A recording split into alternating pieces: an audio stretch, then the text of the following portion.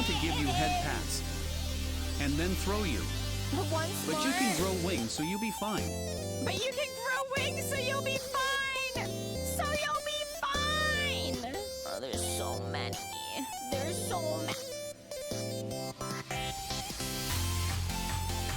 You gotta have your tacos on a Tuesday. Tsundere, yandere. How about you do your yandere, you smelly baka? Wow, I'm a bad hooker. Oh, I'm so incredibly. Oh, I Choose got your one! words carefully.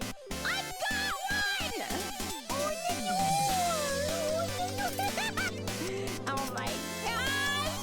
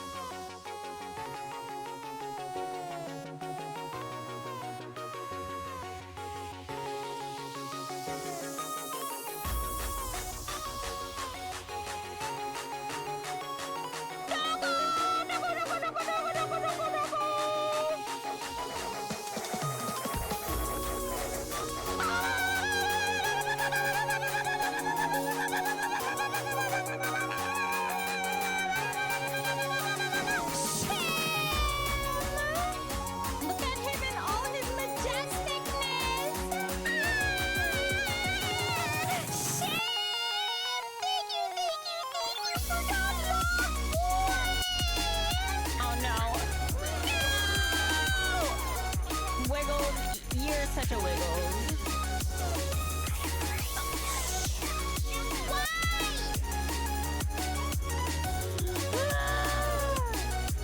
Why you do this? I just want to live.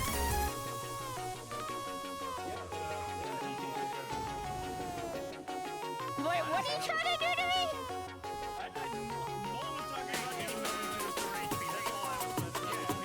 I'm not a melon. So see, I'm not a melon though. So I'm good. I'm safe. Listen, it's conditioning. No! It's I've been conditioned. Oh, it's a swan. What's that like a goose? It's just a bigger goose. Yeah, because the goose has a long neck, but then you stretch it even longer and you get a swan.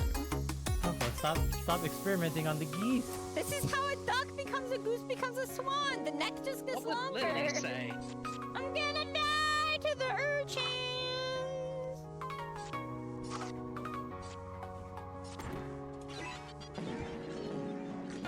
I died to an urchin. Oh god.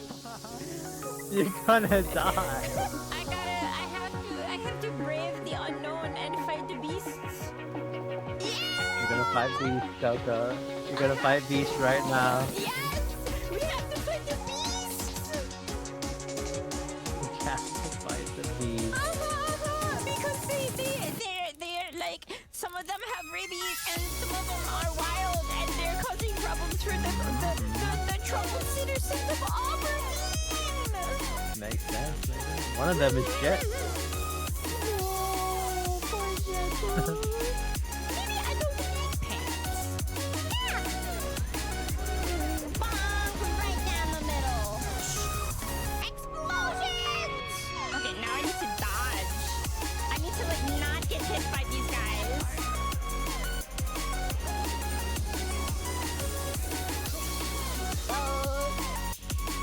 I don't exactly have a plan. I was busy doing There's one more thing. There's one more thing right here. Yeah, but there's the exit to the Holy left. shit, that's huge. Okay, yeah. Yeah! You just, it's everything. It's everything, chat. What is going on? It's everything.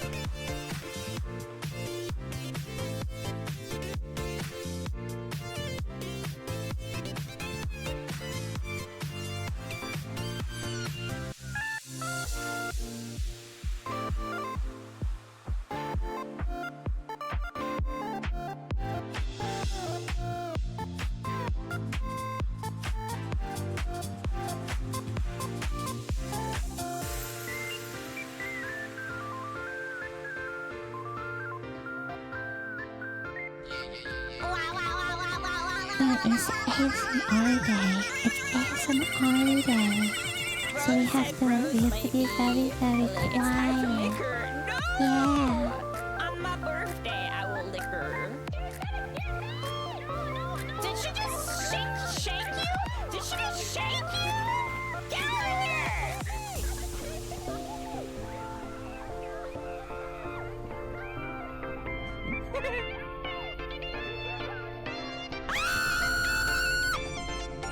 Oh, what the heck?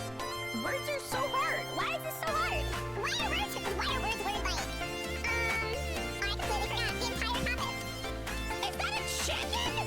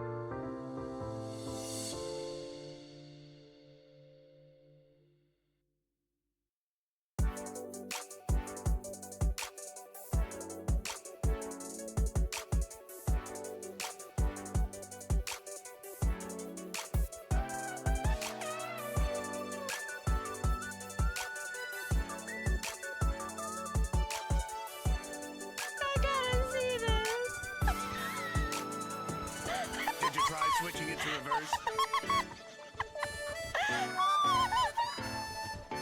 Oh, there's a whole Vi there. Did it work? I'm trapped! I'm underwater! I'm underwater! Smash is gonna be like Smash Brothers. I'm gonna honestly guess. No, Lily. You're getting thrown over here. Get over here. Everybody get drunk. Are you kidding me? No! I touched the butt! I guess I'm going up the mountain!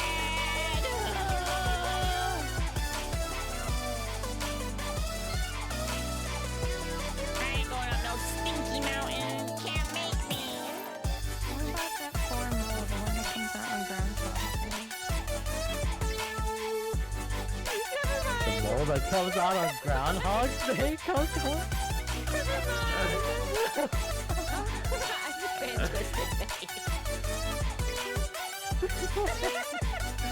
You mean the groundhog?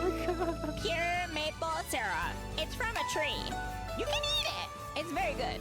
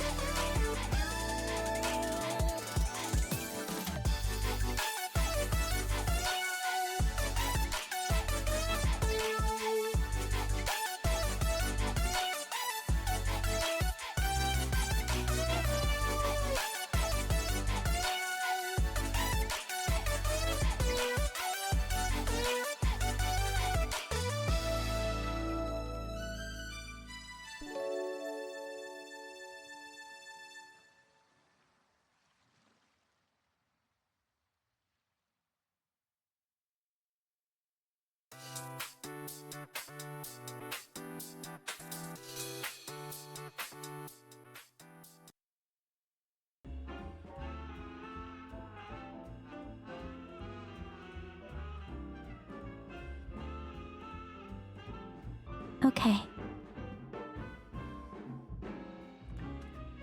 Meow, meow.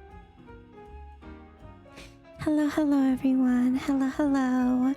Welcome in. Hello, Abstract. Hello, Zer. Hello, Lifting Dude. Hello, Raven Raid. Hello, Motoki. Hello, hello. Hello, Kanan. Hi. So today we're gonna do a little ASMR, small talking. What if instead of ASMR they named it small talking? Because like you talk small. Hi Coco. This is going to be one of the best ASMRs. The best ASMRs. The best.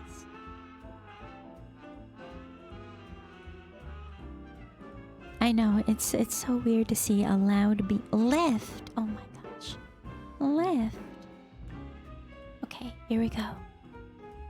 And 1, and 2, and 3, and 4, and 5.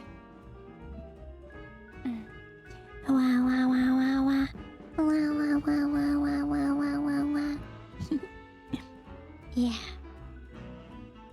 Yeah, it's going to be some good ASMRing.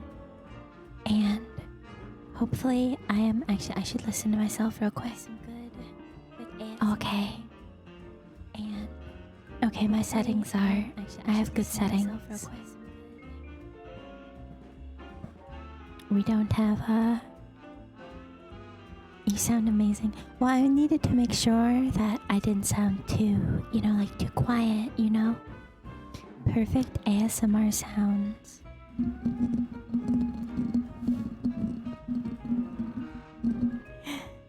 ASMR sounds. Kanan, what kind of picture is that? Oh my Lanta. Oh my goodness. Yeah, and to go along with being all ASMR like, we are going to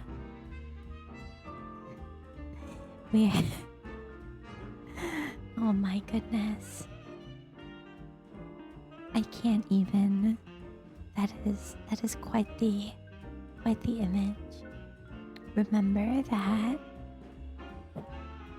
at the end of every month, the highest chat level gets a free sticker.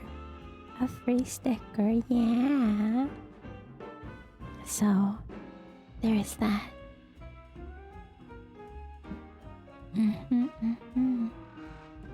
And let's see. Today we're going to play Little Kitty in the Big City. I figured it would be an interesting game to go along with ASMR. Maybe it's good. Yes, I hope. I've never played it before, so this will be our first time. And yeah, for someone that normally talks pretty loud, right? It is not the easiest thing in the world to talk so softly. But I hope that you all enjoy. And we're going to play that game. I'm drinking an Irish cream coffee monster. It is delicious. The funniest thing about this is I can barely hear myself talk because of my headphones, right? So I can barely hear myself talk. And I guess that's how I know if I'm too loud or not, right? And as long as I'm talking softly, and I can barely hear myself. Talk softly. And carry a big stick. Yeah, the spooter stick. I have a spooter stick for killing spooters. I really need to get myself a fly swatter though. I think that'd be so much easier than trying to get them with the spooter stick. Because the spooter stick is made of styrofoam. Leftover styrofoam from when I was building my styrofoam walls. Well, it's not styrofoam. It's a type of foam. It's like foam board. That's what it is. Foam board. I have a foam board stick that I use for killing spooters.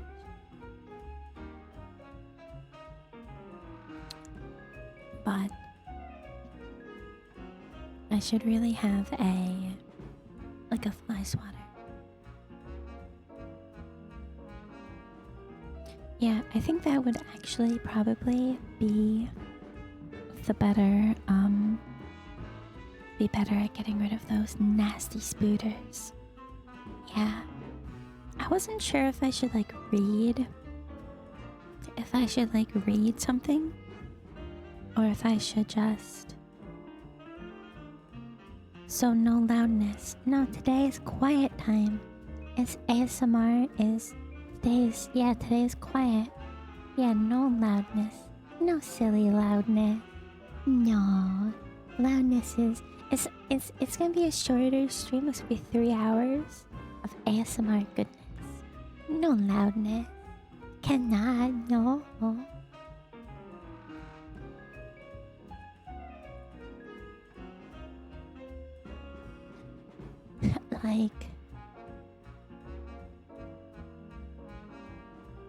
I guess I could read a couple chapters of my vampire system. I could do that, but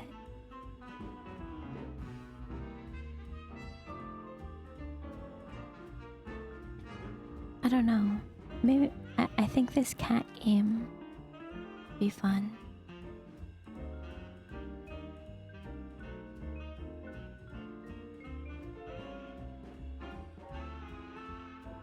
Or I could read like the first chapter. How long is the first chapter?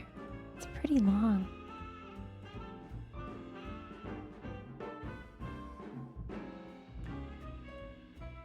Yeah, I could read the first chapter. Because I know sometimes, like, you like reading with,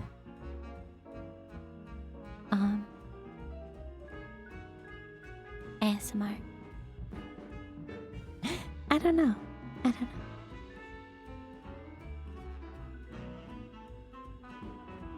Here, I'll read the first chapter. I think I read the first chapter of one of the other series not too long ago. Or was it this one? Did I read this one?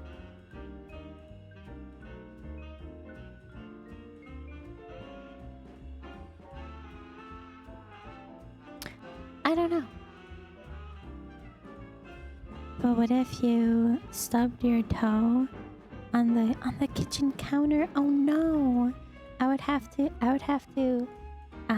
My agony would have to be very quiet and very ASMR.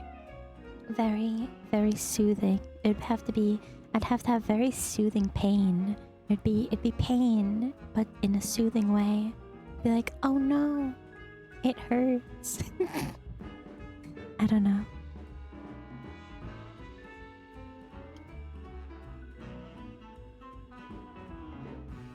I don't know.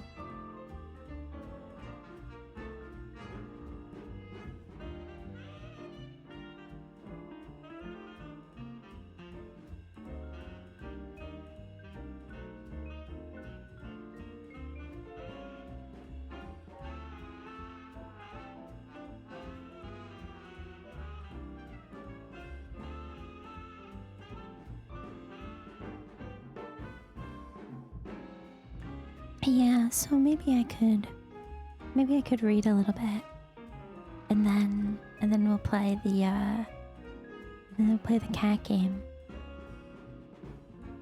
How's that sound? A little bit of reading and then a little bit of cat. Yeah, I think that sounds good. Yeah, that sounds like a plan. I'm not a good reader though. So there's that. This is what I'm reading, by the way. I'll put it behind me.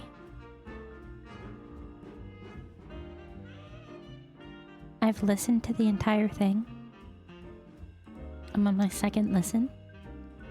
It's like my favorite series ever. I don't know where to put this. Maybe I should make it small. There we go. It is like my favorite audio series, at least.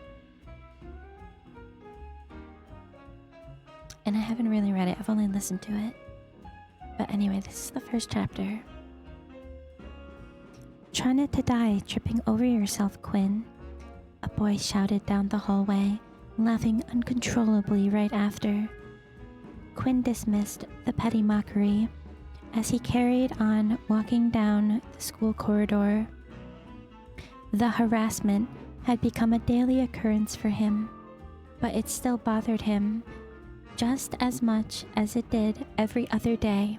Thus, he wasn't able to hold back his desire to retaliate. Quinn slowed down his stride and stopped. He paused. He pushed his glasses back up onto the ridge of his nose as they had slipped down from his face. Just from looking at the glasses, it was clear that he needed a new pair. Hello, welcome in, Nautilus. It was clear that he needed a new pair. One could tell that they were heavily worn. The glasses looked crooked as he wore them, and even the temples had tape covering them. Interesting. He then turned around and immediately raised his middle finger, responding to the slander. I bet you don't even know how many fingers I'm holding up. upon hearing the taunt, the boy clenched his fist and started running towards Quinn. You level 1 piece of crap. When are you going to learn that you don't belong in this world? The boy placed both of his hands together, and a green ball of light started to form between them. When he was only a few meters away from Quinn, the boy threw his hand forward, and the green beam shot out from the palm of his hand. Quinn had nowhere to go, and the ray of light was too fast for him to dodge. Hence, he knew that all he could do was grit his teeth and bear the pain. As the light hit him,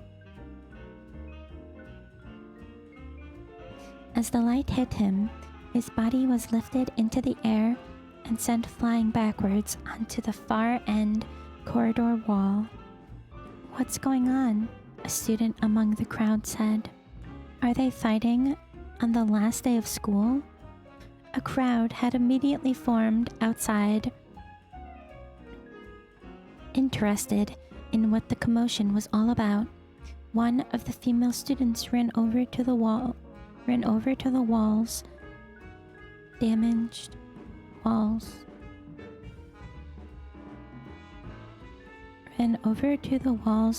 part to check on the assaulted student's safety.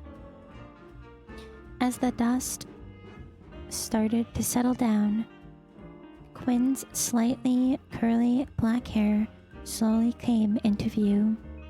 When the smoke eventually cleaned up, the female student finally saw who it was. She instantly backed away and continued with her business as if nothing had happened. The moment that the female student had returned to her friends, he could see that they were laughing at her. "I can't believe you tried to help him." "I didn't see who it was," the girl retorted, her cheeks flushed. After that, Quinn stood up and lifted his glasses that were thrown on the floor. To his dismay, one of the hinges had fallen off once again. Instead of wearing the worn-out pair, he let it hang on his hand. Damn it, not again.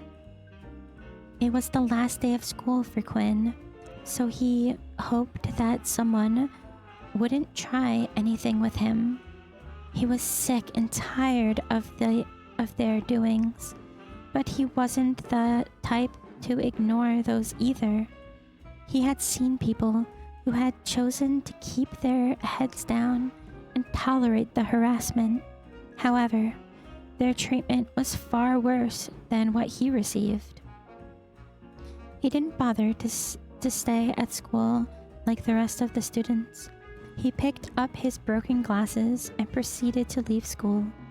As he walked past, he saw the students having conversations among themselves and their circles. Some were laughing, while some had tears, thinking it was the last time they would ever see each other again. However, Quinn wasn't a part of any of that, and he didn't want to be. Cliques would not welcome him anyway. He was the weird one. When he finally arrived home, he immediately went to work, living in a single-bedroom apartment with just enough space to fit a single bed and a desk was enough for him. A TV was mounted on the wall, but Quinn would merely use it as a background noise source, and didn't watch anything. The apartment was provided to him by the government since he had no living relatives and was only 16 years of age. On top of his bed was a single suitcase that contained all of his belongings that were neatly packed. He walked towards the cabinet immediately pulling a drawer open, which accommodated a single book. It was large and thick, hard-bound book, weighing about half a kilo. The front cover of the book was in a color that mimicked a lighter shade of blood. 1 pound. Yeah, a 1 pound, 1 kilo, 1 pound. In the center, the lonesome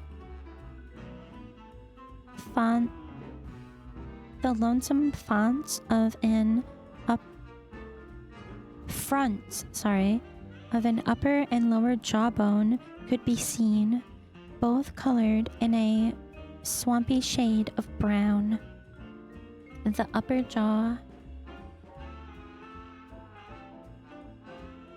Oh, so it's about a 2 pound book. The upper jaw sort of had 4 separate fangs. Meanwhile, the lower one had 2 sharp teeth on the 2 far ends of the overhead and 5 evenly spaced underneath. "Let's try again today," Quinn said as he lifted the book and placed it on top of the desk.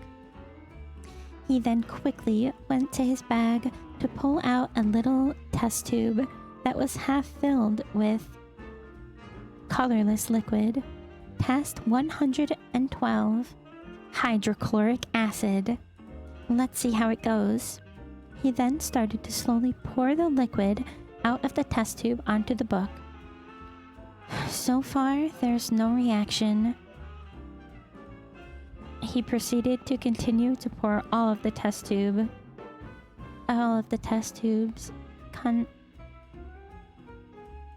continents onto the book. But there was no reaction at the end of his experiment. Carefully, he examined the book while jotting down the results in his notebook. Seeing if there was any damage done, yet the book looked the same as it always had.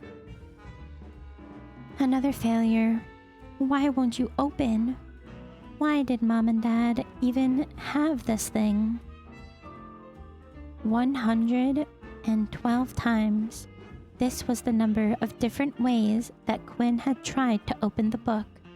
Not only did the book not open, but it seemed like it could not be damaged either. He had even tried burning the book, cutting the book, melting the book, though nothing had worked against the book that seemed utterly durable. Lying on his bed, he turned on the television, for its sole purpose, making background noises.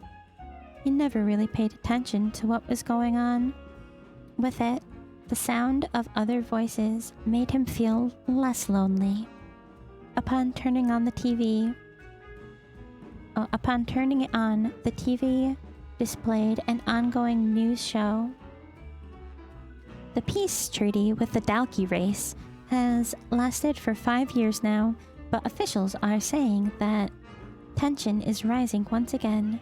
Now, we must prepare for another war.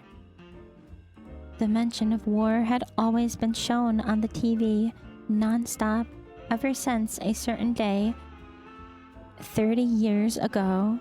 Hello, Jimmy Bob. Hello, welcome in, welcome in. We're doing some ASMR reading of my vampire system. The mention of war had always been shown on the TV non-stop ever since a certain day 30 years ago. The human race received a visit from a so-called Dalkey. They had the physique of humans, except their skin was riddled with scales and the presence of tails that were similar to what dragons had. You've been getting into light RPGs? Ooh. With no real clue of why they had suddenly appeared, they immediately demanded that the human race hand over their resources and wanted to use them as slaves. Of course, the humans decided to fight back, but they quickly found out that their modern technology was useless against them. Bullets could not penetrate their skin. And as for tanks, well, Dalki had airships.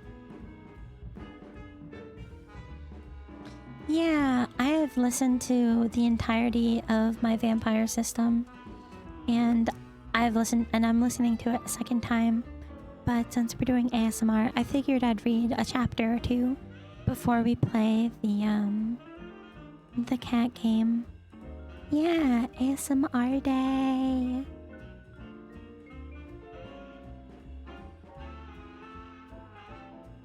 Every individual,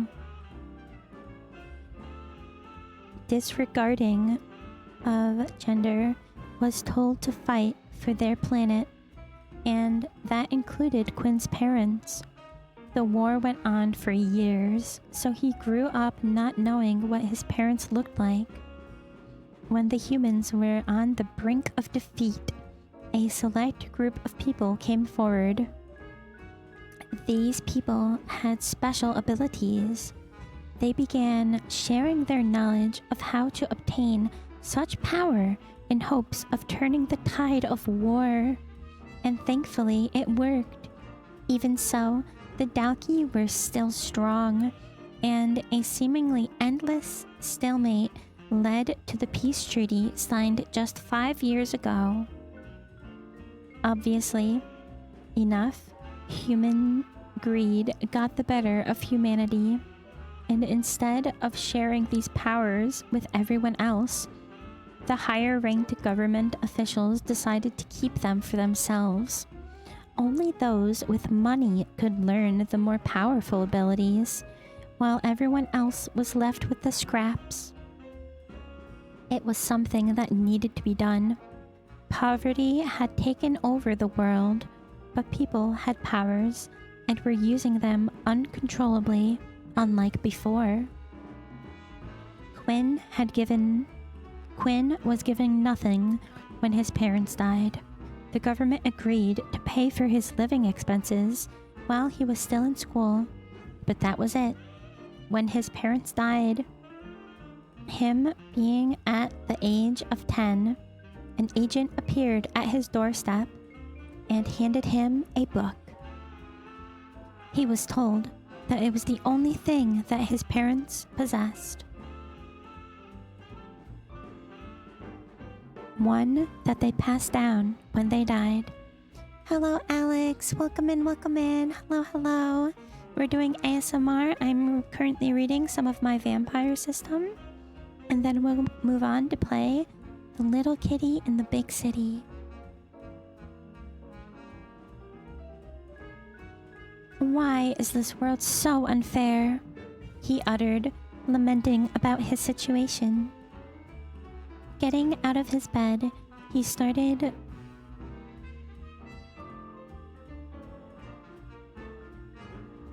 sauntering towards his desk. He picked up his glasses, which were still slightly broken, and decided that he needed to fix them. He noticed that one of the lenses was slightly out of place.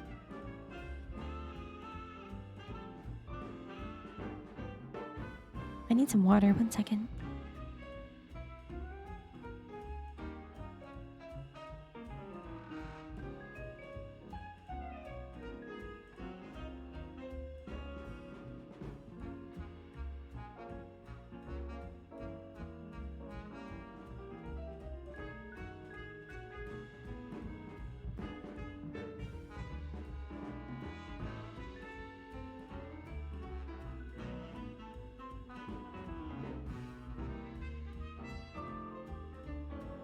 Oh, okay.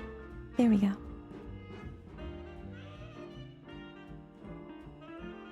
He noticed that one of the lenses was slightly out of place and tried to push it back into its frame. Come on, get in! He shouted as he tried to forcefully fix the glasses. The frustration he had been bottling up was on his face, and he struggled furiously with the lens. Unfortunately, the lens suddenly crumbled into pieces. One of the shards of plastic even created a deep gash in his thumb. He screamed and kicked at the table. Why does this world hate me? After a while, he calmed down and started to clean up the little pieces of glass. Noticing that a piece had landed on top of his book, as Quinn removed the piece of glass, a drop of blood from his thumb landed on top of the book. The object, plastered on the center of the book, started to glow, and suddenly the book began to float, hovering until it was on eye level with Quinn. Quinn darting back away from it. The glow from the book made his room look emptier, with a little bed in the corner and the solitary seat beside it. What in the hell is happening?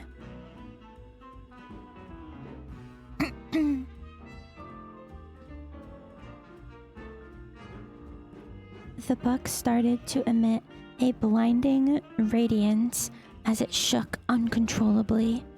A few seconds later, it finally opened up. Page after page were beginning to turn. Quinn couldn't take his eyes off the shining book. It was as if he was in a deep trance. The words written on the pages of the book weren't in any language that he had seen before. Nevertheless, for some reason, he felt like he could understand it. When the book reached its last page, it started to disappear, gradually turning into dust. At the same time, his body suddenly felt weak. Quinn's vision was starting to fade, and with it, his eyes pulled shut.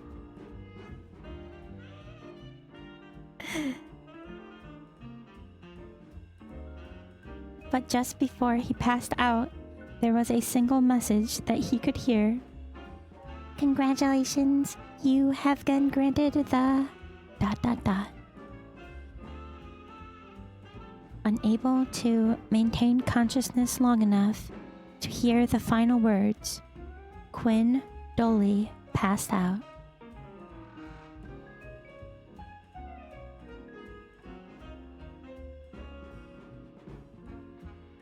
And that is the first chapter of like my favorite audio series. There are about 2,300 chapters. At least.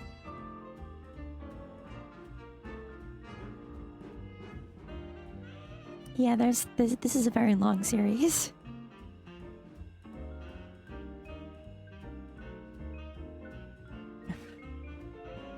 Yeah. There are a lot of chapters.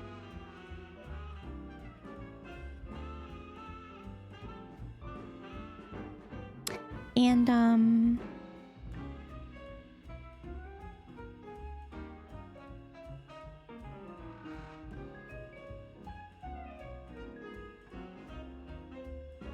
oh no, the doggos. They're barking. Pow, pow, pow, pow, pow. Those barking doggos. Yeah, there are a lot, and that is just this series. The author has written multiple series that take place within the same universe, and there's going to be more. I think in a couple years there's going to be a continuation of the series. But first, there's another book that has to come out in between. So yes, there's a lot of this, and there's a lot more to come. And I'm always so excited to listen to more of it.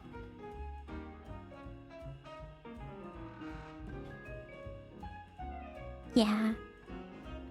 Let's see. Maybe I'll read the next chapter too. Do we want another chapter? I could read another chapter. Let's see how long did it take me to read that chapter? Oh, it took me a minute, didn't it? It took me a good minute. Well, how about one more chapter, and then we will, because reading it is slightly different than listening to it. Because when they turn it into an audio series, I don't think it's word for word. I think they mess with it a little bit when the company that makes the audio series.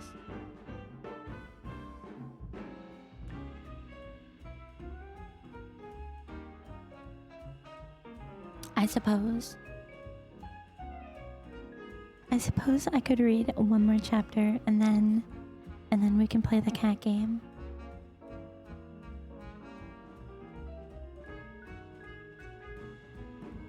Chapter 2: The Daily Quest. Gradually, Quinn's eyelids started to flutter open, and his vision soon returned.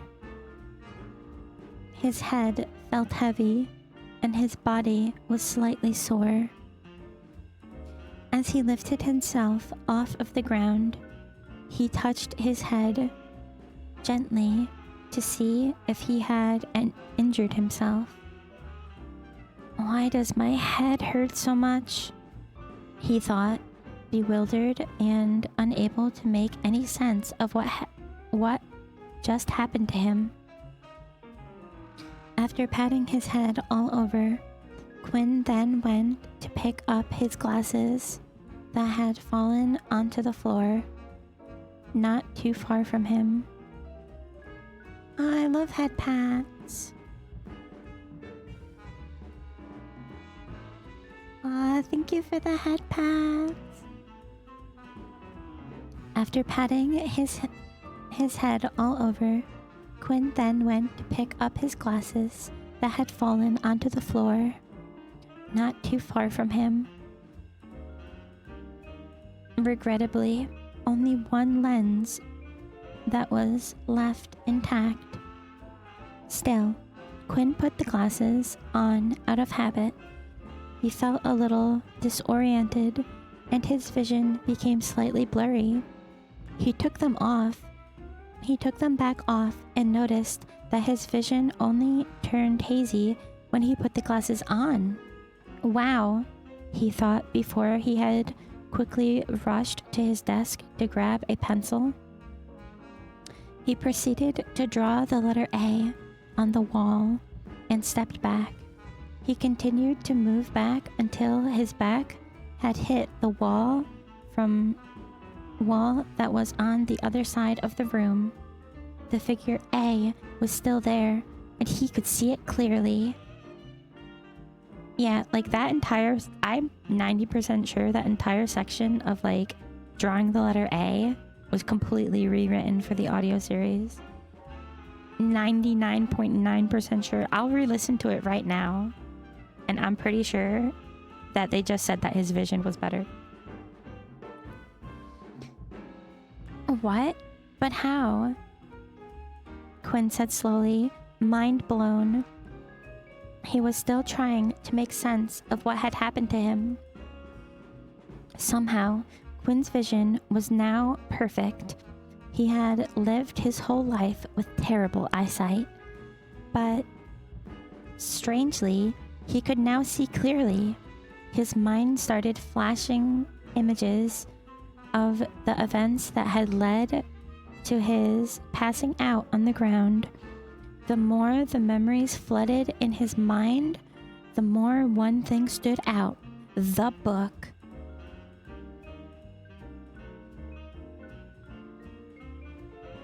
When Quinn surveyed the room, he felt panic building up within him. The book was missing. The book! Where the hell is the book? He looked everywhere for the book, yet he could not find it. It couldn't have gone missing in such a small room, so its disappearance was baffling. Where's the damn book? He lamented. He imagined the book at one corner of the room, hiding out of sight, somewhere, living and slightly enjoying his misery. Maybe it's like my socks. They go missing all the time. Don't be stupid. This is a book we're talking about, not a sock. He muttered, trying to reason the uncanny comparison. Quinn tried to think hard about what had occurred a few moments before he collapsed. Books and socks, totally the same.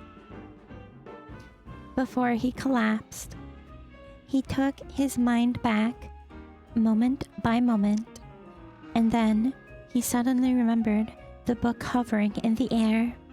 Then, just before closing his eyes, he heard a few words. What was it, he thought? A type of system message. As soon as Quinn said those words, a status screen appeared right before his eyes. User Quinn Talon, race human, level 1, 0 of 100 experience, HP 10 out of 10, strength 10, agility 10, stamina 10. Whoa, Quinn said. It was like the old games people used to play all the time when the Earth was not in danger of being overrun by some alien creatures.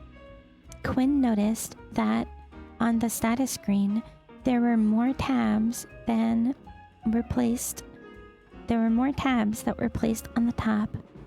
Accordingly, even without doing anything, and just by reading the tabs in his head, the screen automatically switched to the Skills tab. Skills.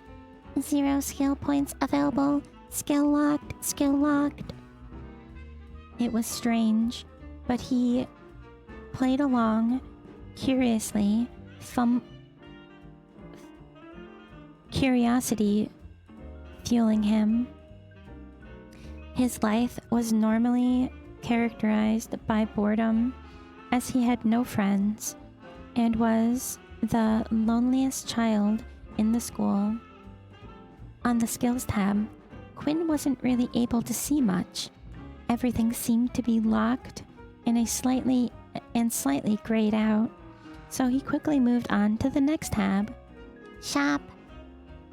Unlocks at level 10. Can I do anything? He wondered. The last tab was the Quests tab. Finally, it seemed like a tab that wasn't locked behind requirements. Main quest, reach level 10. Daily quest, drink 2 liters of water. Reward 5 experience. After checking everything that the system had to offer, Quinn had to just think about closing the system, and it did. When he thought about opening it again, the screen immediately popped up in front of him. There was another thought on Quinn's mind that expanded what was happening to him. The book that his parents had left him was an ability book. These books could often be bought at very high prices from the military or a company. Some were even sold on the marketplace. He had never seen any such ability book, but only heard of them in whispers of fellow students that would have nothing to do with him. However, Quinn had never heard of an ability book that promptly disappeared, granting the user a system such as the one he currently had. The ability books were designed to be learned manually It wasn't something that one could pick up and instantly understand how to use, and it definitely did not appear as a screen overhead when one thought of it. A smile started to slowly appear on Quinn's face. This was great news for him. He had always been a level 1 ability user because he could never afford to buy an ability book.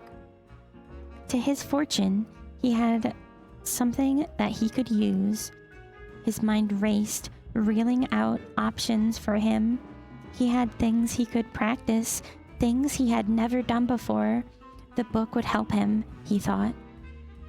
Water bending, come on, Quinn said as he raised his right palm forward towards the kitchen sink, expecting water to gush from the tap at his command. Embarrassingly, nothing happened. Oh, next, wind, come on.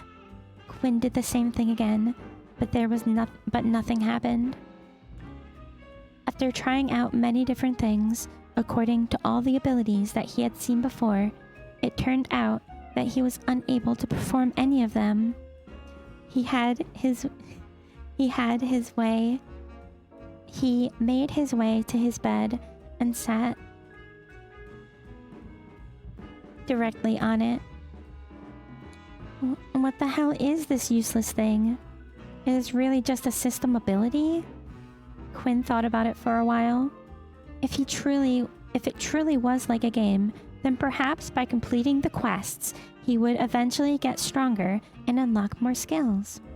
He had heard the students in the school gush over those memories, which were shared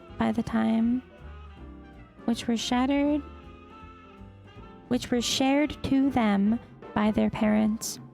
Some of them still had these games, which were now antiques sitting in their homes. Maybe it was his mistake that he was treating it like an ordinary ability book when clearly it was not. Dark Knight Studio, welcome in, hello.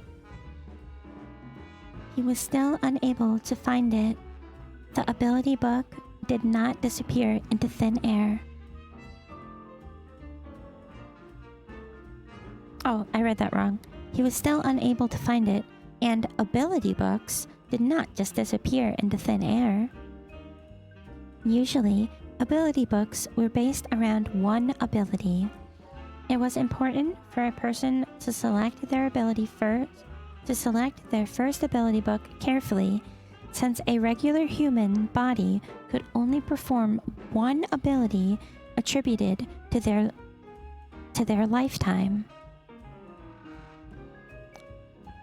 Wikipedia. I'm not Melon. Not according to Wikipedia. Oh no. If one got transformation ability as their first ability, they would only be able to acquire other skills that were related to this attribute. For instance, if someone obtained the fire as their attribute, they could solely dedicate themselves on gathering skills that the attribute fire could utilize. But this book was different. He felt it. What ability book could completely heal his eye deficit? Quinn went to open his mini fridge, grabbing the bottles of water that were inside. He soon began downing the water bottles one by one. Damn, that's how much is 2 liters? My belly feels like it's going to burst. After finishing his 4th bottle of water, the screen popped up in front of him. A new notification message appeared. Daily quest complete. 5 experience has been granted. 5 out of 100. Well, At least I know how the system works, Quinn said, satisfaction evident in his tone. A loud knock from the door startled Quinn.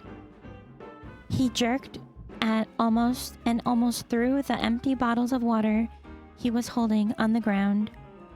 The knock came again. There was only one group that knocked like that. The real soldiers. Quinn dashed towards the door and opened it. As he opened the passageway, standing in front of him was a large, muscular, bald-headed man wearing a black military uniform, signifying the Earth attribute. There were several medals on his garment. His name was written on the area of the uniform right above his chest. Sergeant Griff. Boy, it is time for you to vacate your room immediately. The vehicle has been waiting outside for 5 minutes already. With everything that had happened, Quinn had forgotten about his move today. It's time for you to head to military school, Griff announced. And that's the end of chapter 2.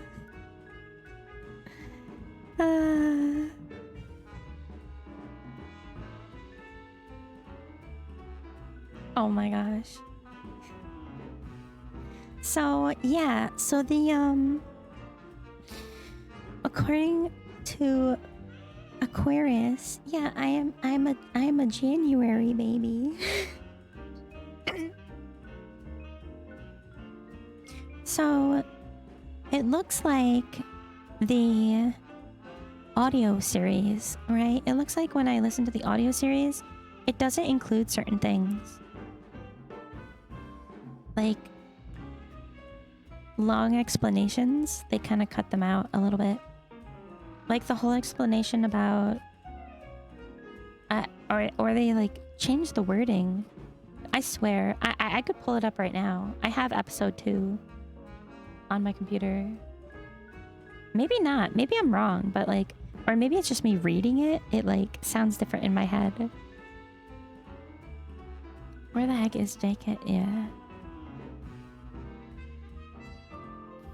Episode 2, Daily Quest. Oh god, that's so loud. Gradually, Quinn's eyelids started to flutter open and his vision soon returned.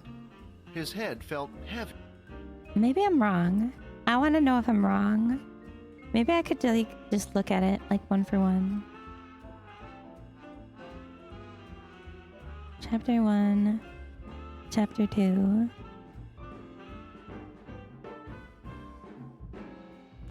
Episode 2, Daily Quest. Gradually, Quinn's eyelids started to flutter open and his vision soon returned. His head felt heavy and his body was slightly sore. As he lifted himself off of the ground, he touched his head gently to see if he had injured himself. Maybe I am Why wrong. does my head hurt so much? He thought, bewildered and unable to make any sense of what just happened to him. After patting his head all over, Quinn then went to pick up his glasses that had fallen on the floor not too far from him. Regrettably, only one lens that was left intact. Still, Quinn put the glasses on out of habit. He felt a little disoriented and his vision became slightly blurry. I guess it's just time passes and like you forget his vision things. Only turned hazy when he put the glasses on.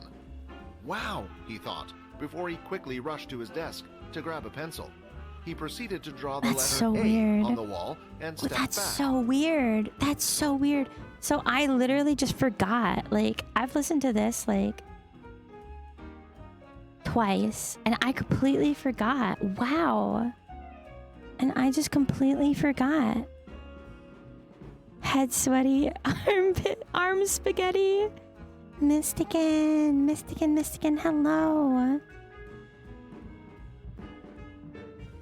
Wow, so I guess it is word for word and I just forgot that some of the words were said. Wow, that's crazy. Isn't that crazy? I've listened to this twice. And I've probably listened to the first couple ones a couple times. Hi, Fabulous. Hello. doing? Oh, I just accidentally muted my microphone. My bad. Meep. Hello, hello.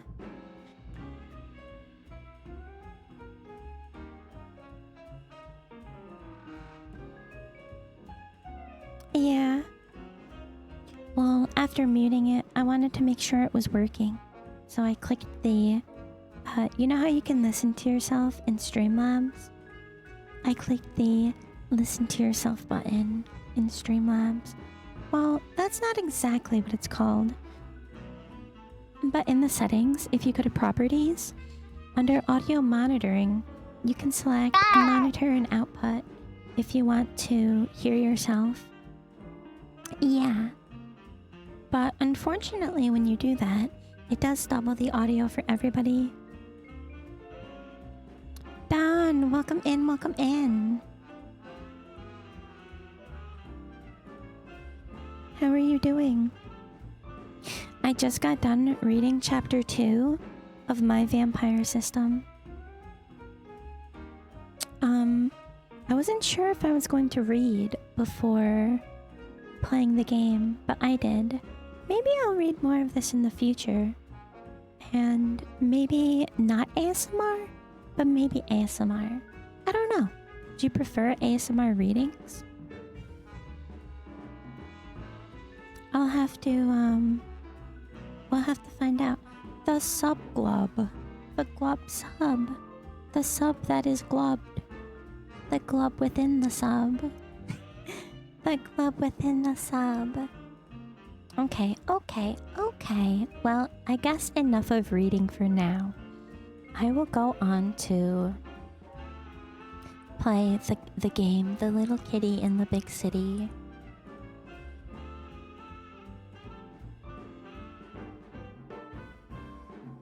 And we will see how that game is.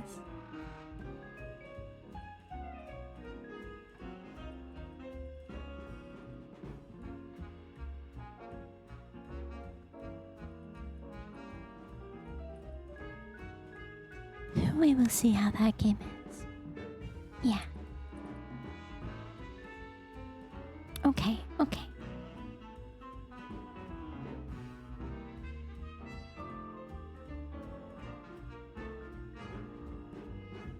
But out of curiosity, how many of you would like me to read more things in the future? I'm not a very good reader, so I understand if you would prefer that I didn't read things.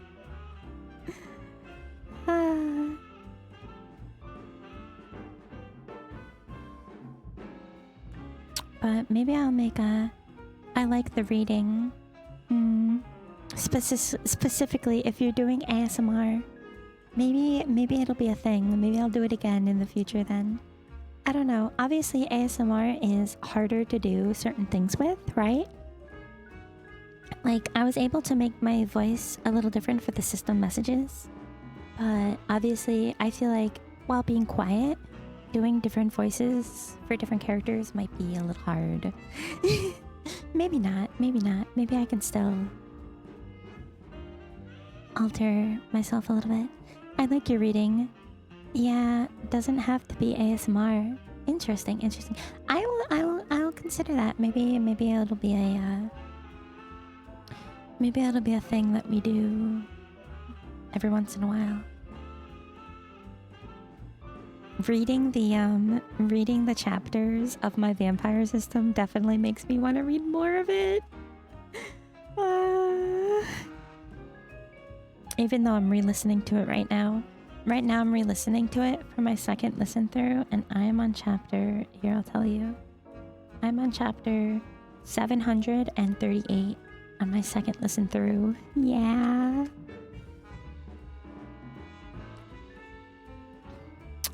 And yeah.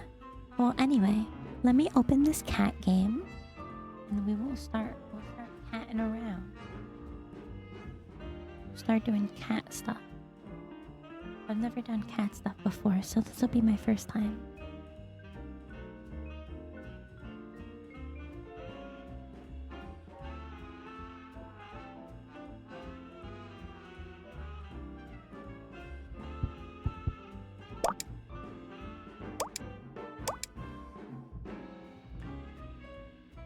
Okay, here we go. Oh, that is a fast kitty.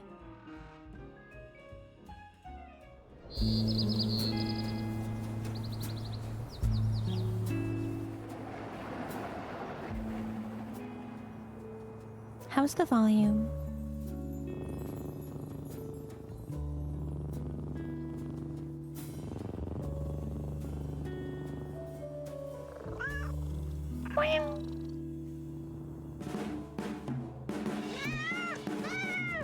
Oh no, kitty. Oh.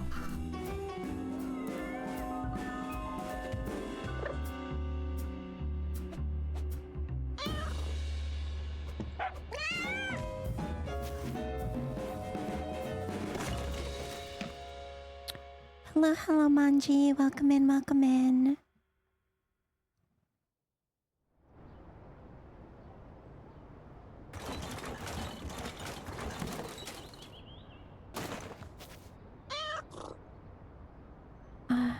Where am I?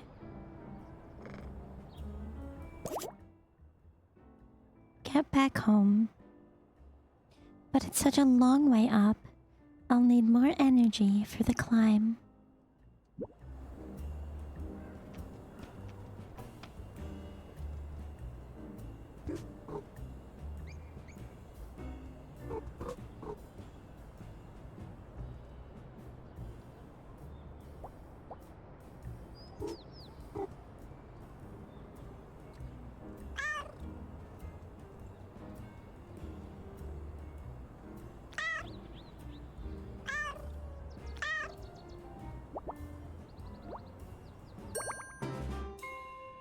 Oh, look at that.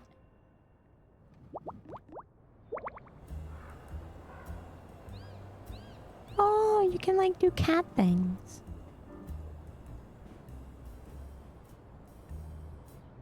This cat can't jump very high. It's not a very high jumping cat. Oh, look, I can attack. Look at this. Whatcha? Meow, meow, Naya.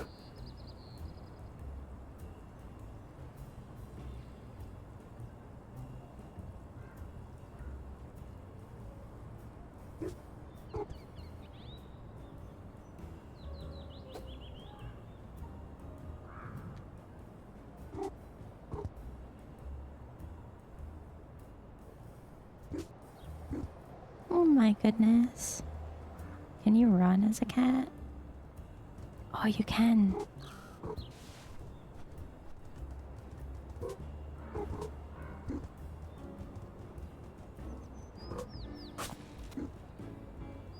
Wait, what is this?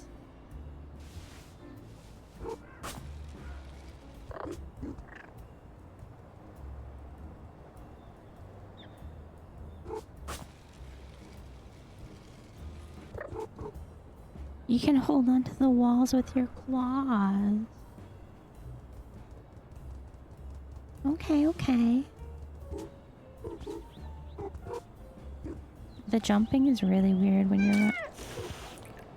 Okay, well apparently you can't cross water.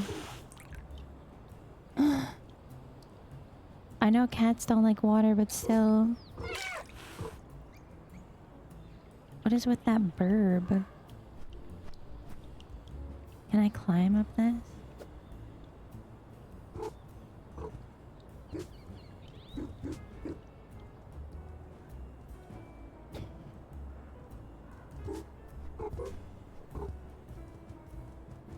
Interesting.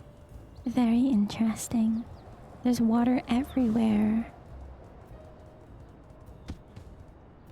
How am I supposed to get anywhere with all this water?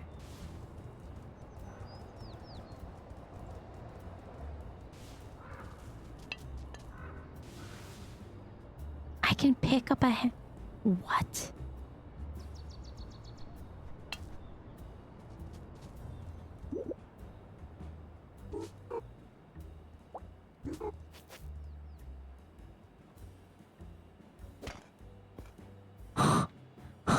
Oh my gosh.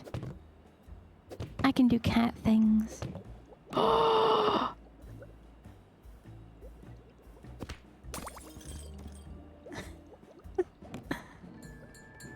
I messed up that person's house big time. Oh my gosh, just like a cat. Oh my gosh, I'm a menace.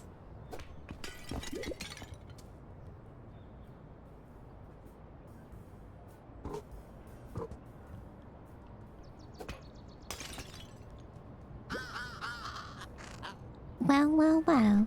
If this isn't the flying kitty, are you talking to me? Well, I don't see any other small cats casually, the whacking innocent crows in midair. That was you? I'm so sorry. It was an accident, you see. An accident, eh? Sounds like you need more flying practice. But I can't actually fly. And you never will with that attitude. Come on, just flap your wings and follow me.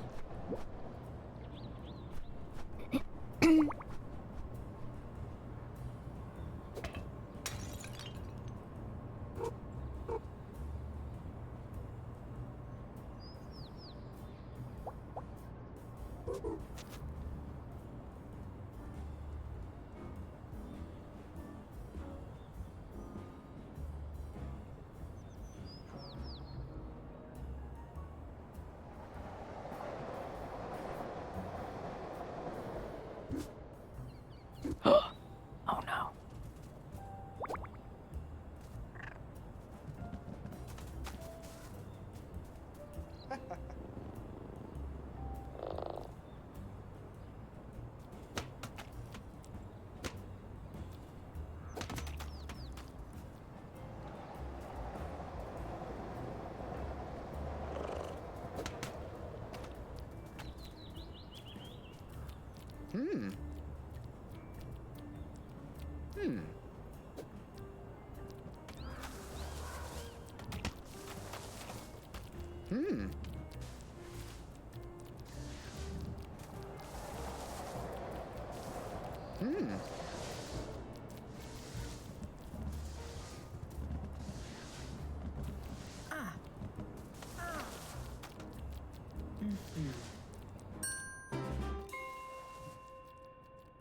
I am an artful cat.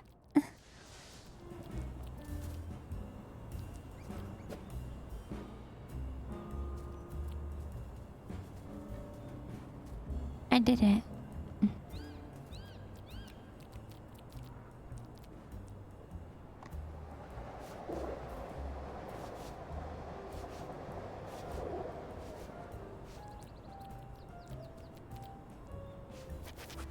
Oh my gosh.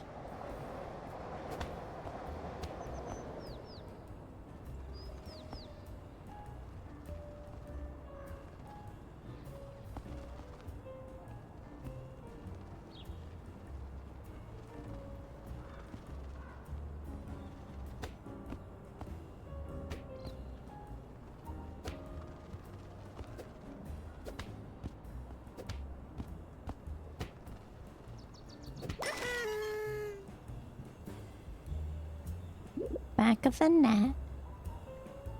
Zoomies.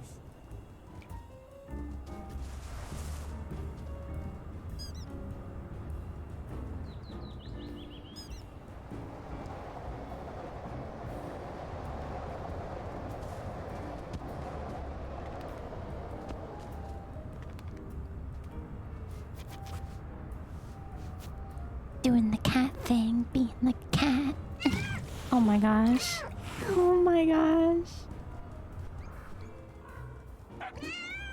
Oh no, that's an animal.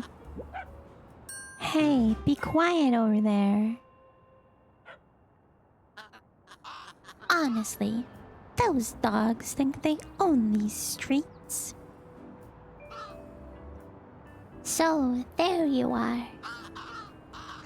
What took you so long? Go. Did you forget to flap your wings? Go. Go! I don't have wings.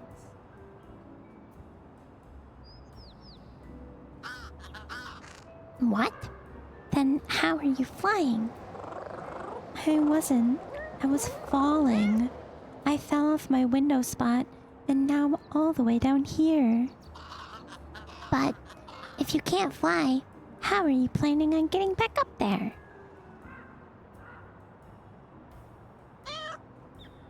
Uh-oh. You're in quite the pickle, aren't you? Let me have a think. I've got it! How about that inferior flying that you wingless creatures do with the huffing and puffing and claws? Do you mean climbing? That's what I said. I'm not sure I have the energy for climbing. I was already getting hungry when I fell. So, if a friendly neighborhood crow happened to have a lonely, juicy fish... Really? Then this brings up us to the familiar crow territory. Supply and demand. I can supply you with one yummy fish, full of energy, and I will demand 25 shinies. What's a shiny? You must know what a shiny is. They're the gleaming doodads you find hidden everywhere. In bushes, on the ledges, sometimes under traffic cones. And they're valuable. Valuable? They're priceless. Did I say priceless? I mean worthless. Dangerous even. To everyone except crows. In fact, they shouldn't be lying around the city like this. They could hurt somebody. So if you collect 25 shinies, I'll be able to dispose of them very responsibly. We will be heroes. And then I get a fishy fishy? Sure. I'm on it.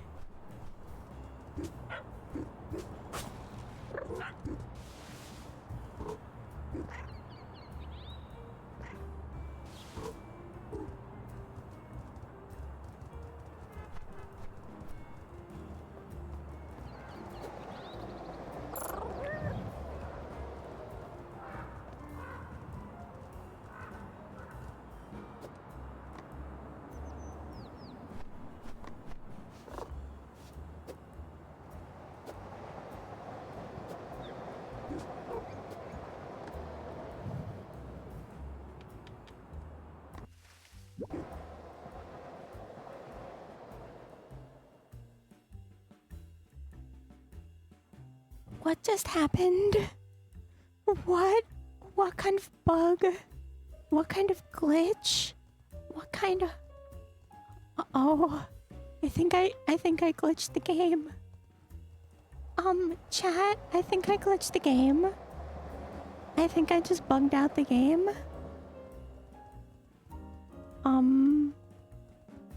I think I just glitched out of the city.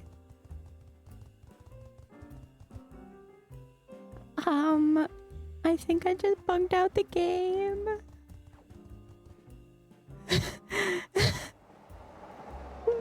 What just happened? I think I just glitched out of the...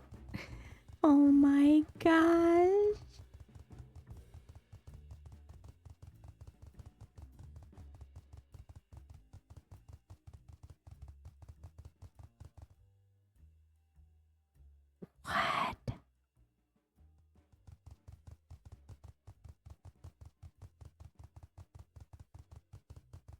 I don't think this is supposed to happen.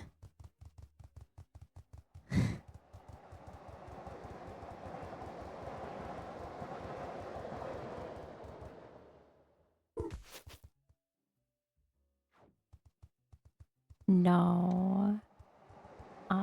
Chat, I've fallen under Stormwind. Um,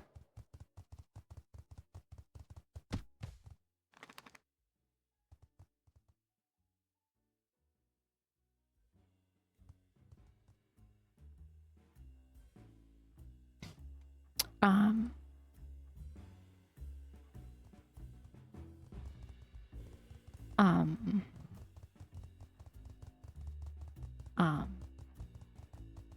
send help. Oh, invisible wall.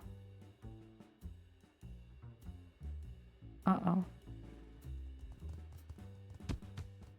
Oh, invisible wall.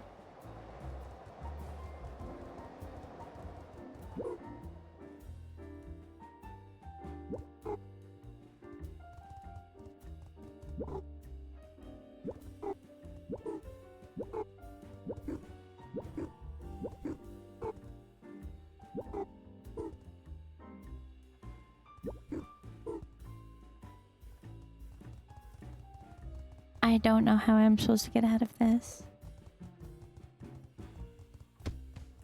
Oh, invisible wall. I think I'm just stuck in this little spot.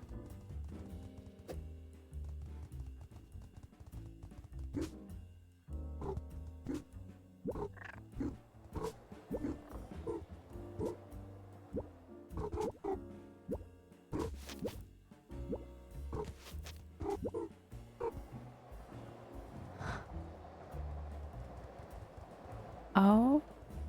Oh my.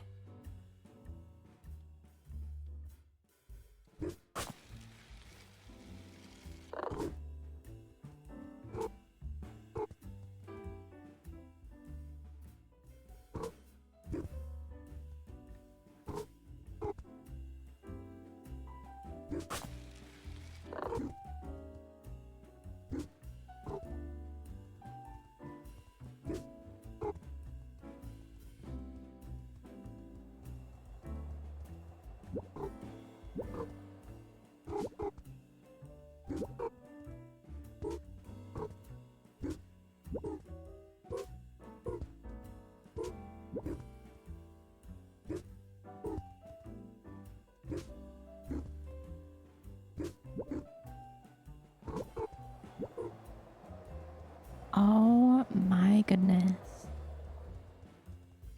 This is strange and unusual.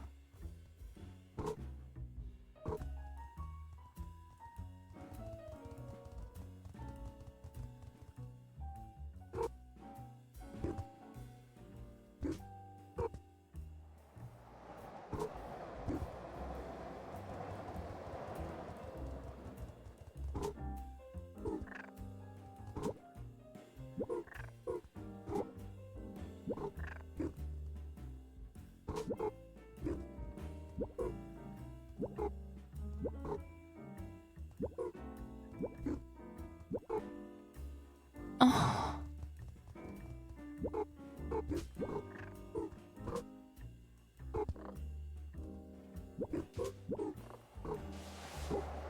I don't know how to get out. I think I'm stuck in here.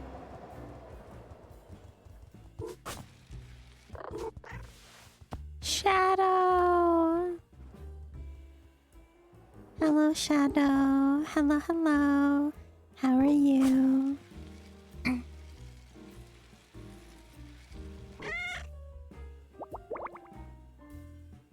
Well, I don't know how to fix this.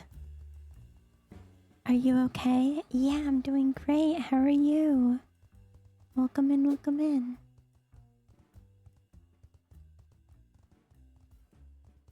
I think I have completely broken this.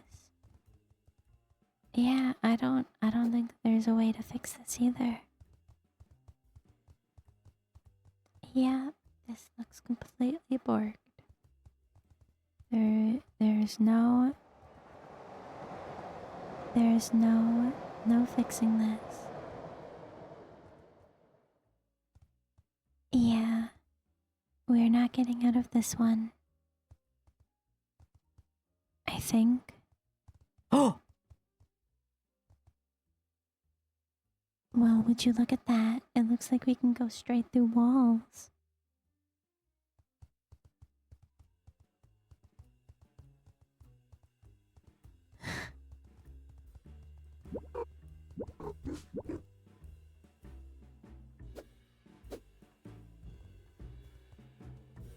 Maybe there's a way out of here yet. I still think we're stuck in here though. I still don't think that there's a way out of here. Yeah. I don't think that we're going to be able to escape.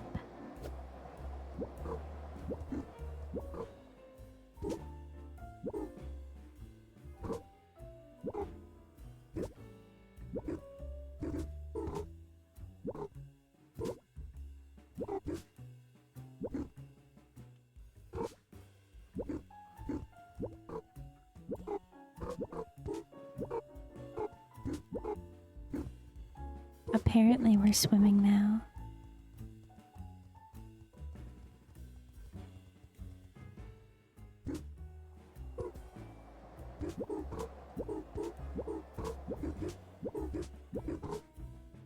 Apparently that's what we're doing.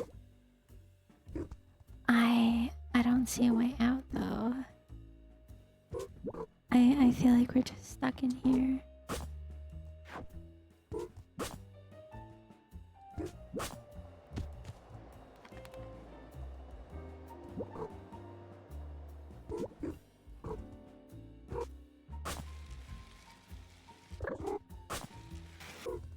No. I don't know what to do. I'm gonna have to like restart the entire game. I don't think there's like a stuck button or anything like that.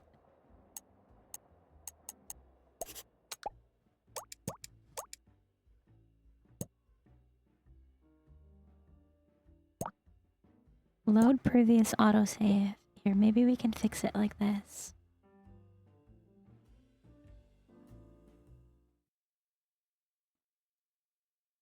No. No, it auto-saved when I fell through the world. No way. No way.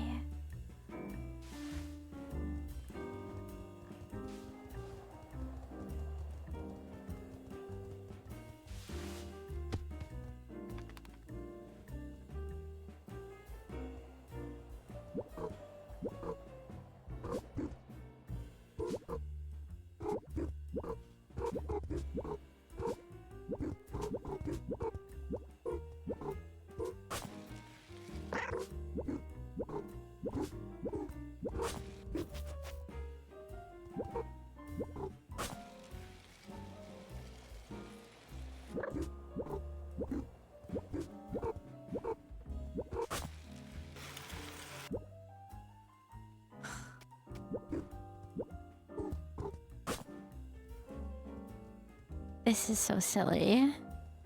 This is actually so silly.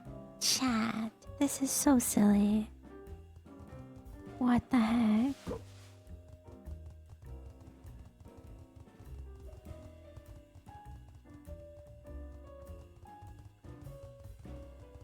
This is so silly.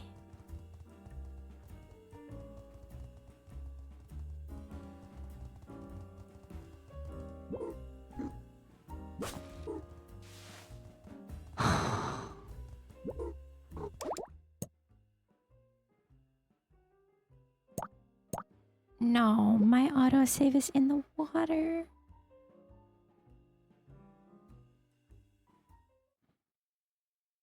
No. This is no. No.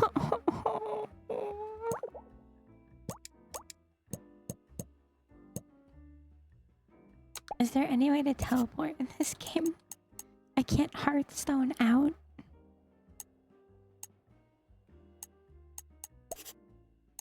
How How is this even possible? How is this even possible, chat? I'm gonna have to restart the entire game.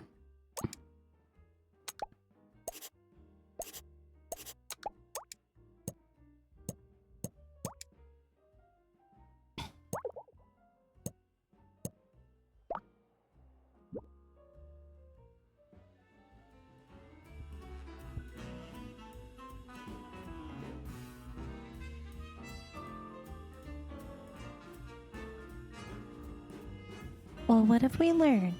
Don't pull on cones.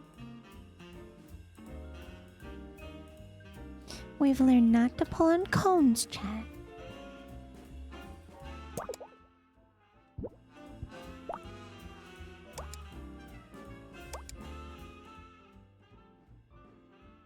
By adding dev to your launch options to teleport the cat to a safe location. Oh.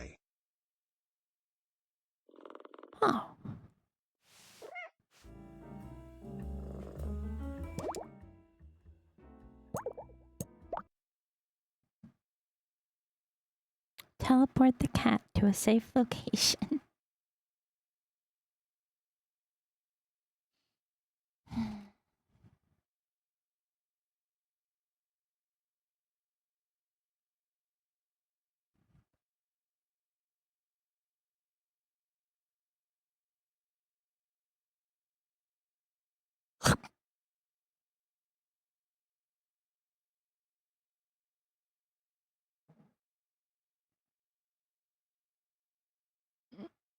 Okay, let's try that. We're gonna try to teleport the cat to a safe location.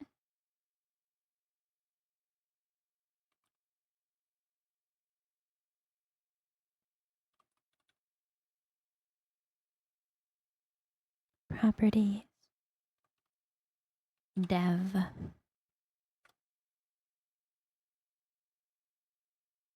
Now hopefully we can teleport the cat to a safe location. Because the cat is not safe. We're underneath the world.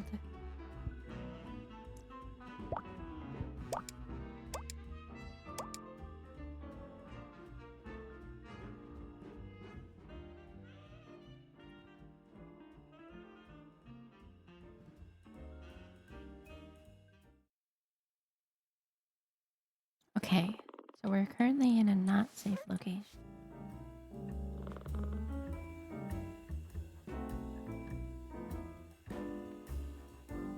Now, how do I do the teleporting?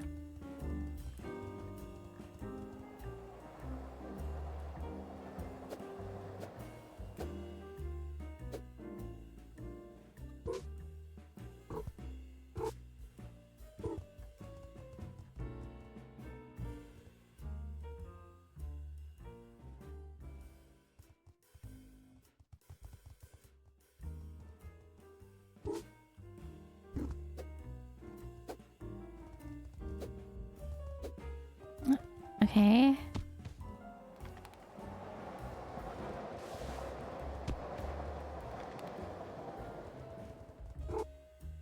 So how do I do the teleporting?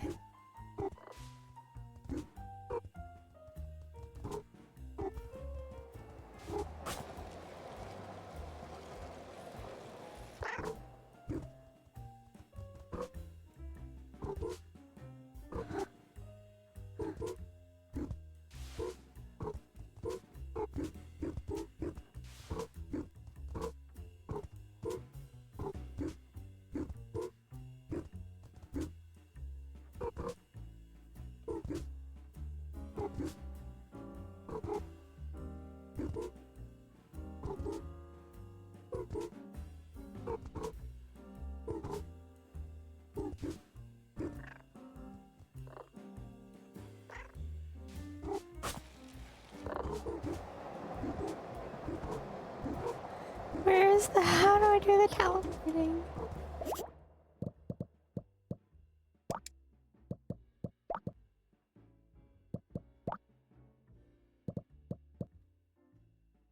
Oh, maybe it's this.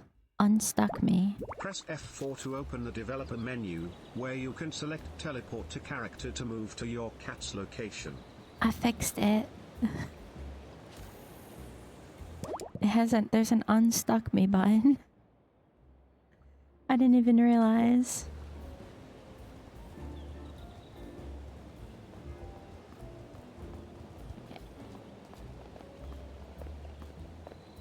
Yay, we did it. Whose emote is that? That's a cute one. Aww, that's a Lynx cheer.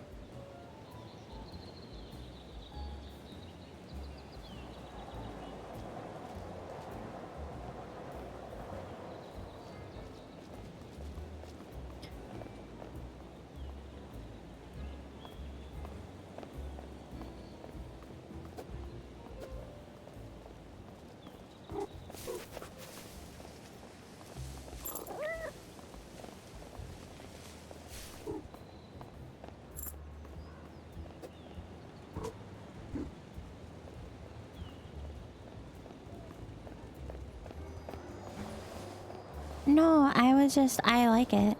I like the Lynx chair. It's cute.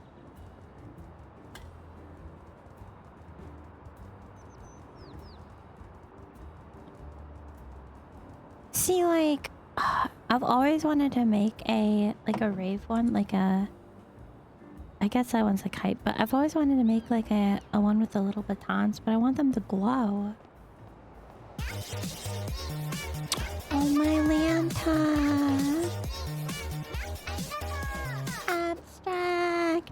Abstract hype, abstract hype, abstract hype, abstract hype! Yeah,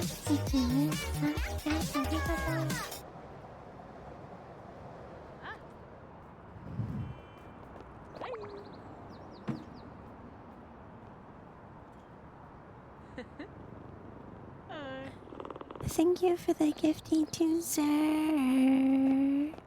Thank you, abstract. Nya, ichi, ni, san, nya, arigato!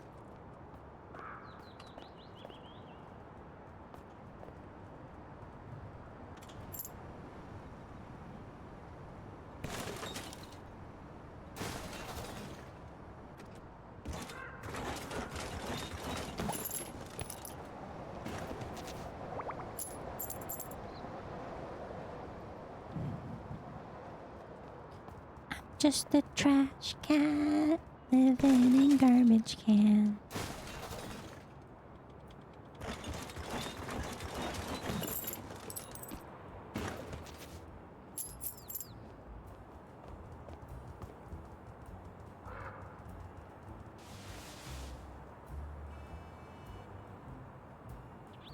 Oh my.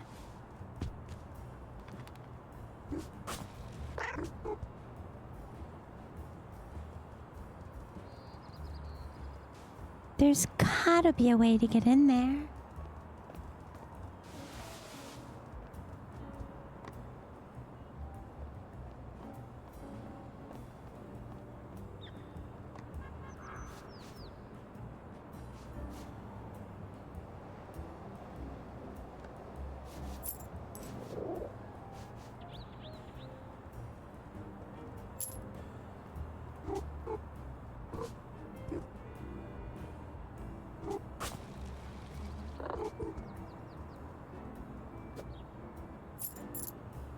Or I could just collect them through the wall, I guess. That works too. Or swipe them with my swiper.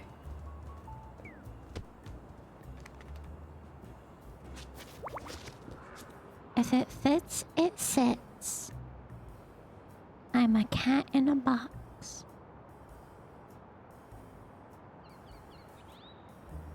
One second. My earring is bothering me. It's like caught on my hair. There we go. Silly earring. Out of the box. Uh-oh.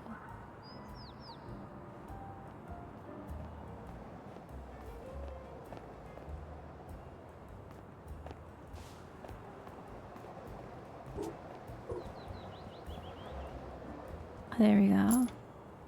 That was weird. Cats are liquid, they take the shape of its container. They take the shape of the container. I believe. That part of the city is covered in liquid. It's a liquid. Oh, it's the doggo.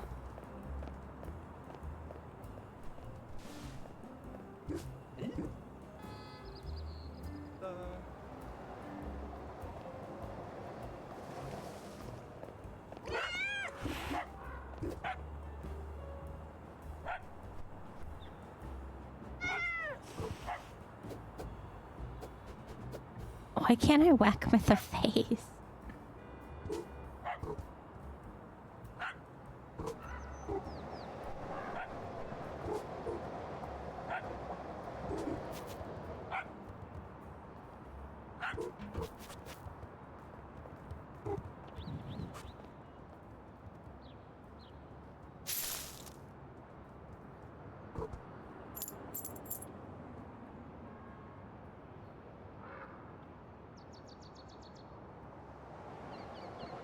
Cats don't like bathing because they'll melt because they're liquid. My game is borked again.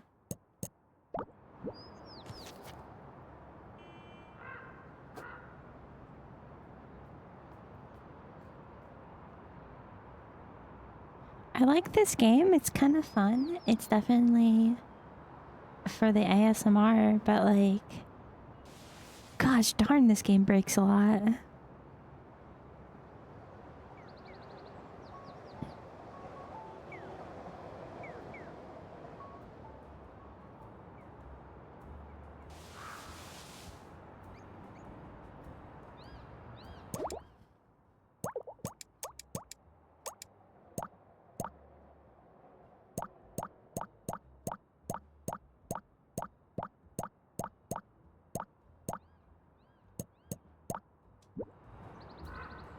Is it saved? Did I save it enough? Ow!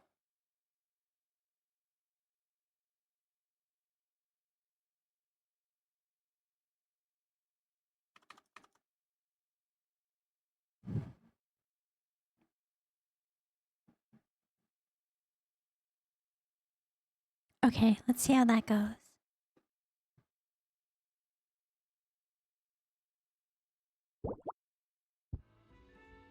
Let's see how this goes.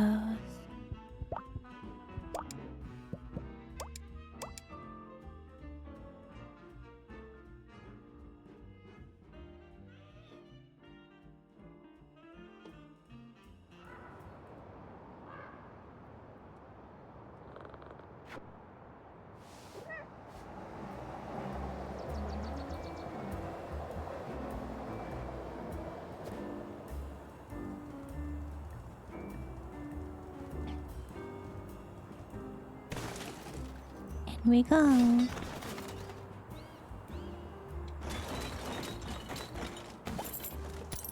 Oh, uh-oh. No way. I don't think there's a single cat that would pick one of these up. Aren't cats as scared of these things?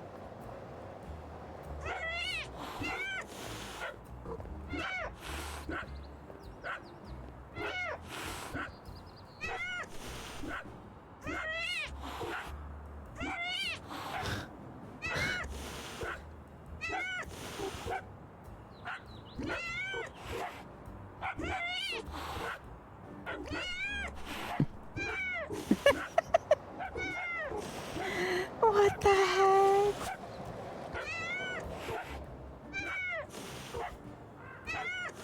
I can't move.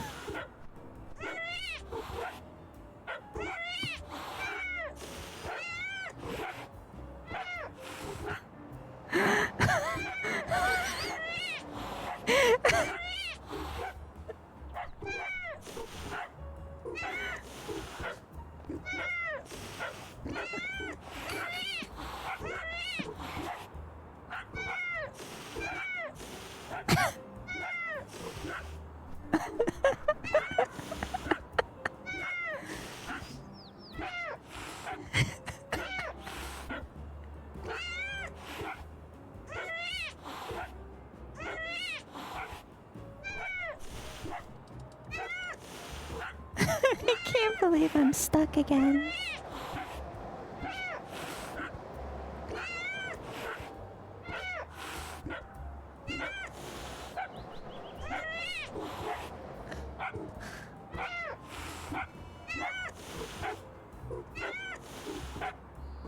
Wait, maybe?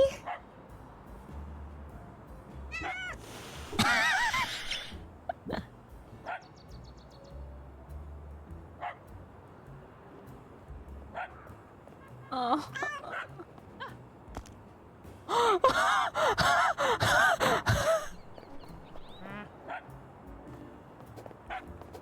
Help, human, I can't. There we go. Oh, my Lanta.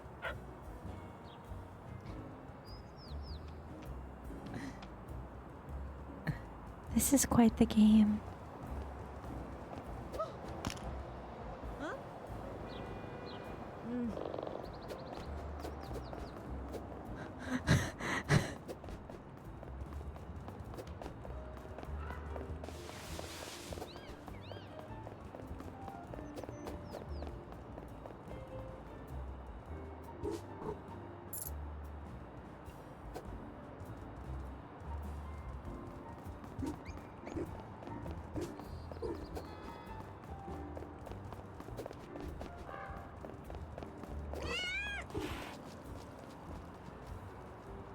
They got away.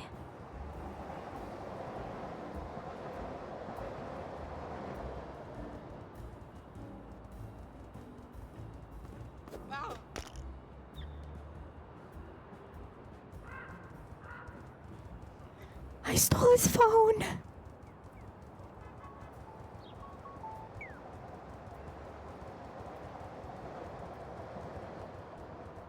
I stole his phone.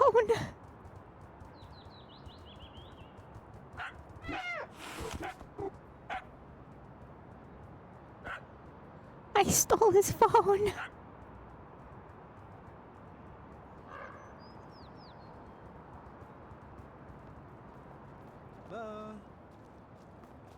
Hey.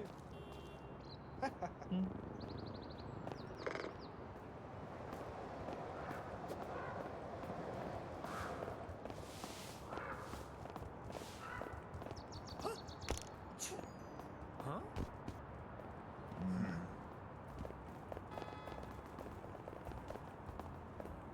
No.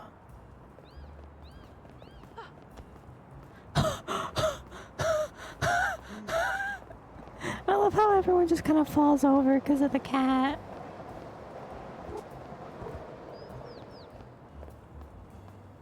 What if I bring the dog some food? He doesn't like bread.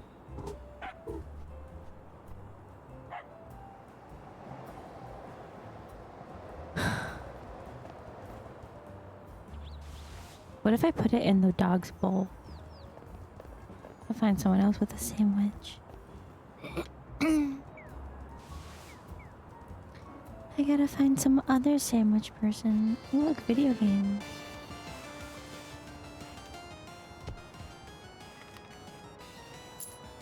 Shinies. Is that a cubed box? That is a cubed box.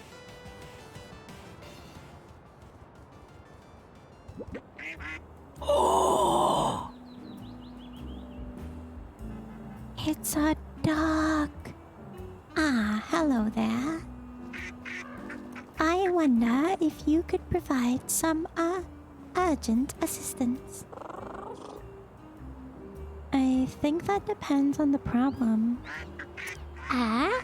Oh, I see. Quite right, quite right. I don't want to alarm anyone, yet it's rather a pressing concern. Although perhaps I'm just panicking, but there is no two ways about it. About what? Oh, didn't I say I seem to have mislaid my ducklings?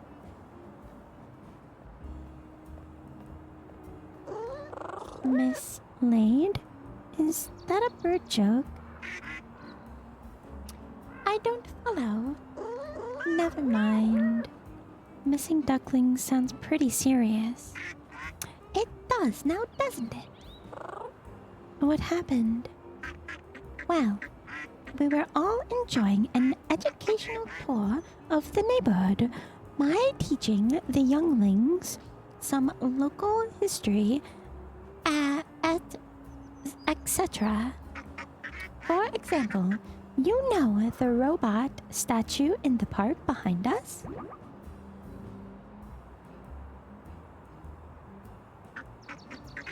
Oh, you should absolutely visit it.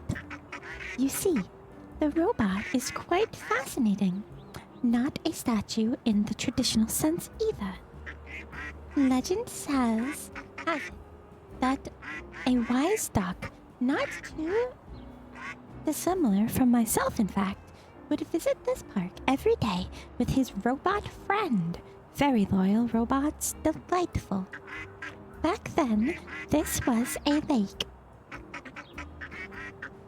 Hulking, great wet thing where the pair would swim. Splashing and frolicking, you know the sort of thing. But robots and water, all that fizzling and sputtering, not simpatico at all. Rust patches, wet circuitry, exploding knees. The robot, not the duck, I mean. The robot's swimming days were over. Terribly sad stuff. So he asked the duck to change his programming. Quite the feat, if you ask me. Could never get my head around computers myself. The duck helped program the robot to wait in the playground while the duck swam. Grand idea. And it went beautifully. But one final day, probably much like this one, truth be told, the duck was attacked by a radioactive monster. Wait, a monster? A Geku. Usually, Geku is our protector. You know, breathing fire, saving orphans. Charity Gallus, lovely chap, apart from a Geku. Lovely chap, apart from the rampaging, really. Rampages? Oh yes, humans write those up in little paper documents. Very engaging, really. Paper documents? Do you mean comics? So, Geku kidnaps the duck and whoopsie-daisy. Throws him through a star portal. Whoosh! Quack! Never to be seen again. And the thing we mistake for a statue in the playground is actually a loyal robot waiting patiently for his friend to return from the swim.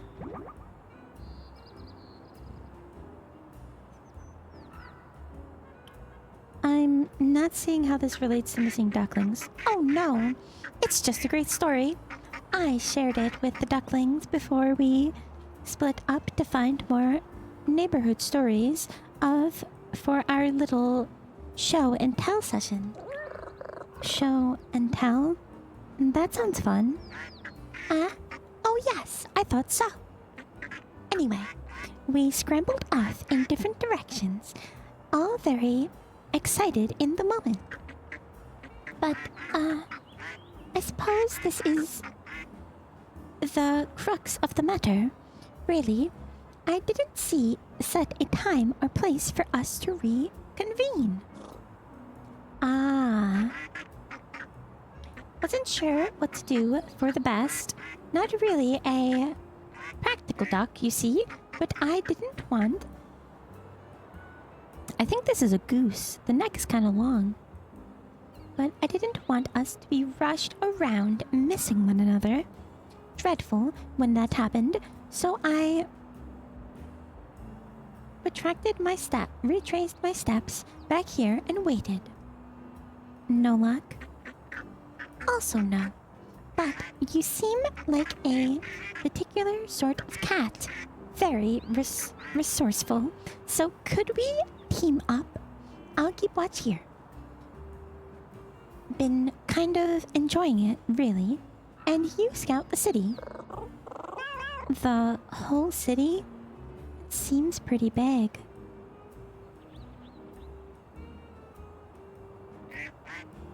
You're right. There must be a way for us to narrow down our search. Eureka! We made a city map just last week. Marvelous thing, really. Part of our project to catalog all the different fish hotspots in the city. The ducklings marked each of their favorite places on it. Such enthusiasm for maps. I bet that's where they will have gone. Here, you take it. My orienteering skills are delightful, but you'll be able to track them down in no time. Just ignore the fish markers. Can't see what interest they would be to a kitty, unless you're a budding Egyptologist, of course. Duck, fish. Duck, fishy fish. Fishy for my dishy dish.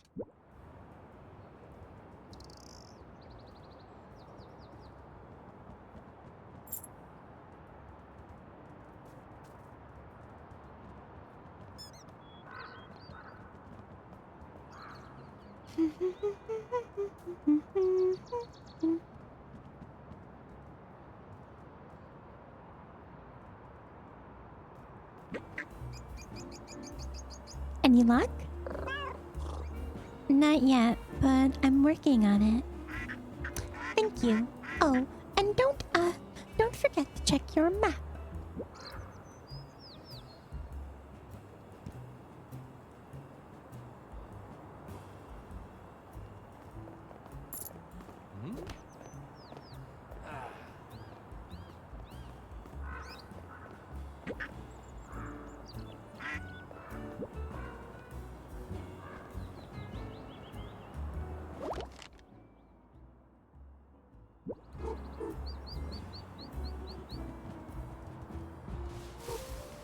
Oh no, I fell in the bushes.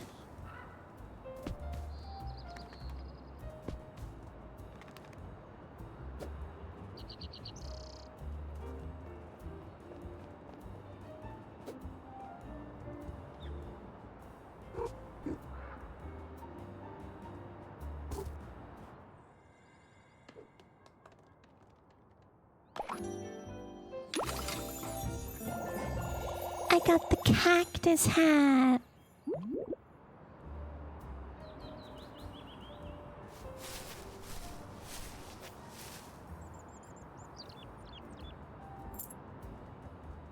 I am become a true professional.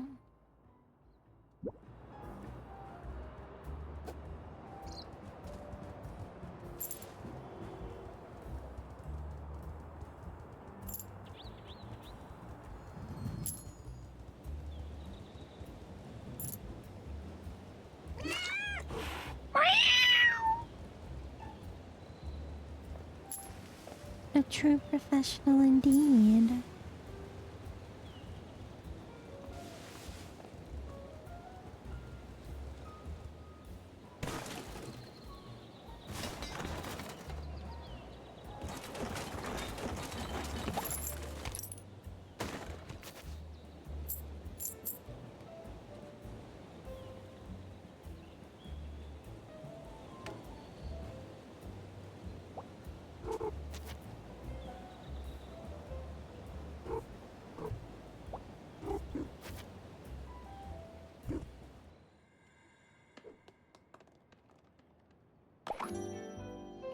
What'd I get? A fish hat! Fishy, fishy, fishy for my dishy, dishy, dishy. how do I get out of here? Oh. I didn't have to do all that anyway.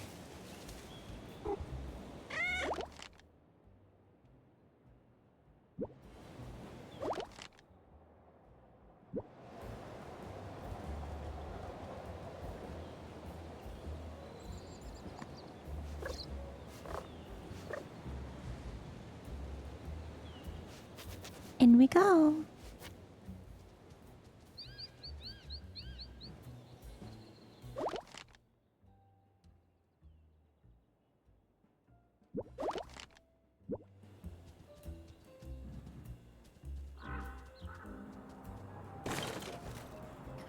This kitty really likes to go in the trash. There's just always a lot of stuff in them.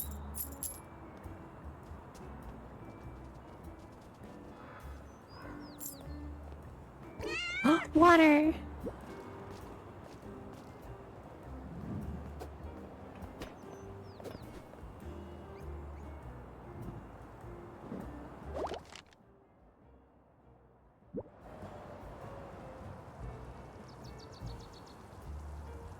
It's another kitty!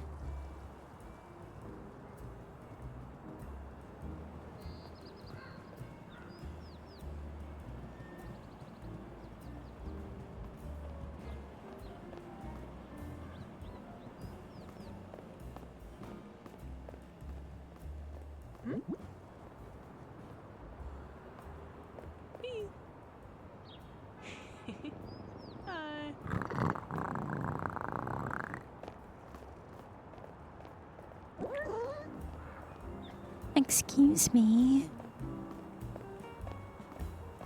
Excuse me. Meow. Hi. I was wondering if you could help me. I'm the mayor. If the mayor can't help you, no one can.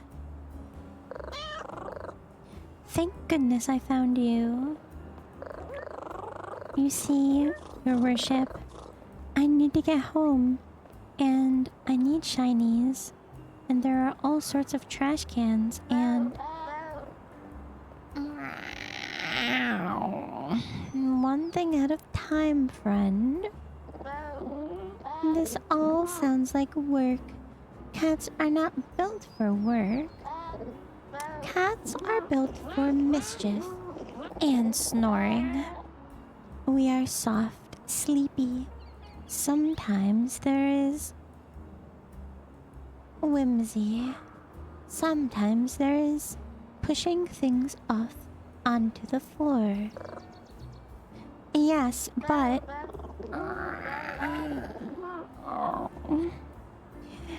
Your enthusiasm is tiring. The mayor cannot help anyone when sleepy. I didn't mean to... So you must help the mayor achieve nap time. It's the only right and proper.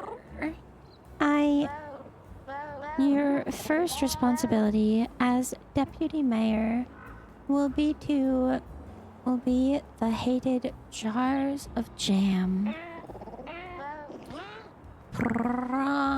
Remove these eyesores from the mayor's vision. But it's just jam.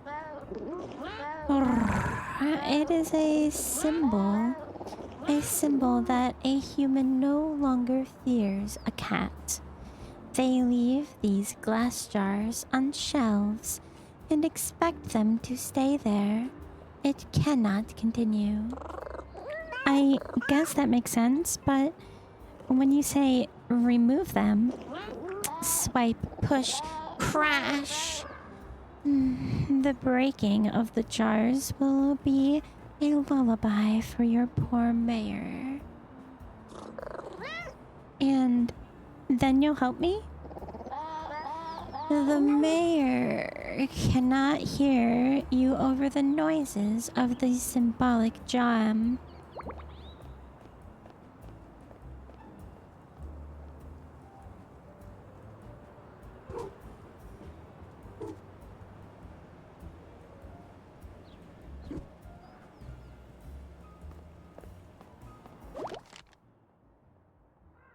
There's supposed to be a duck around here.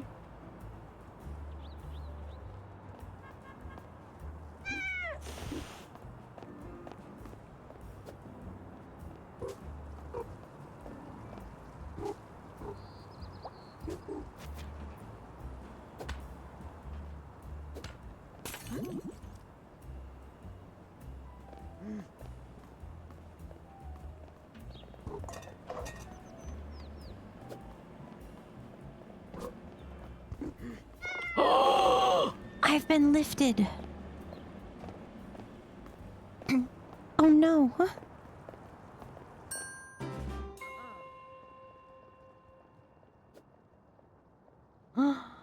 I didn't know that could happen.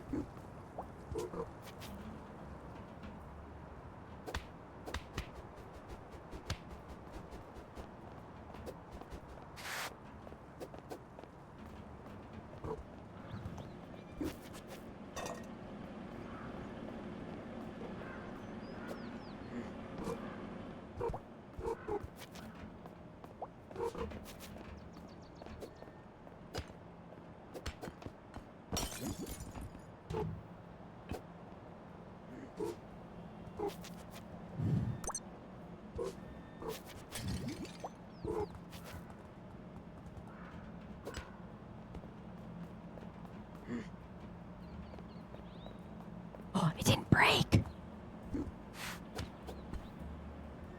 Oh no.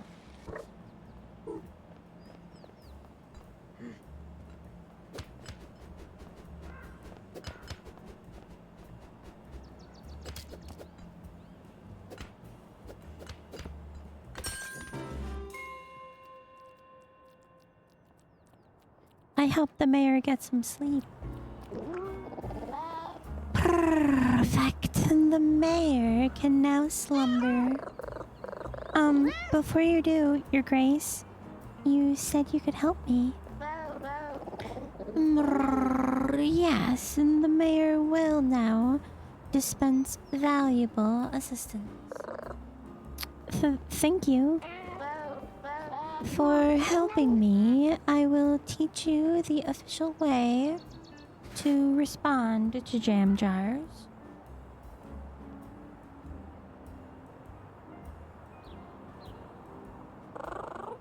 Wait, what? Or anything else that is terrible. Voila. You may now express disgust at any moment by holding the Y button.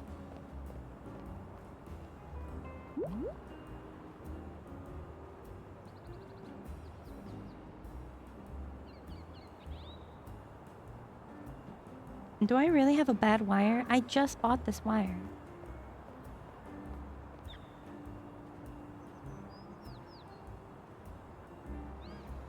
I swear I just bought this wire.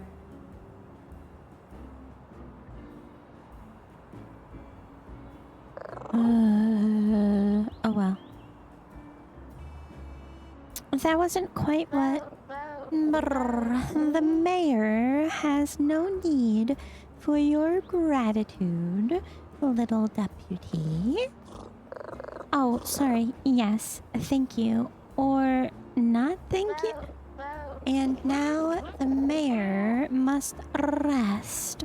So sleepy, so unable to hear further requests for help. But...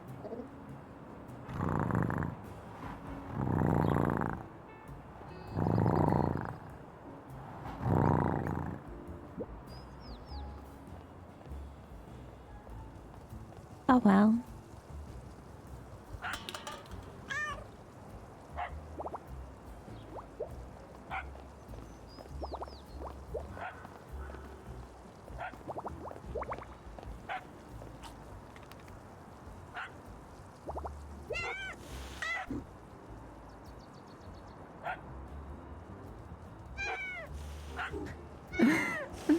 doggos, I swear.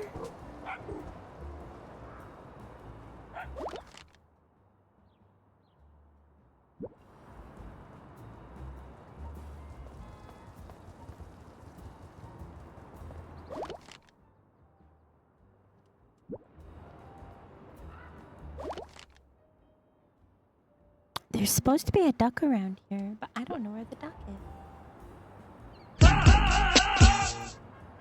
Ah!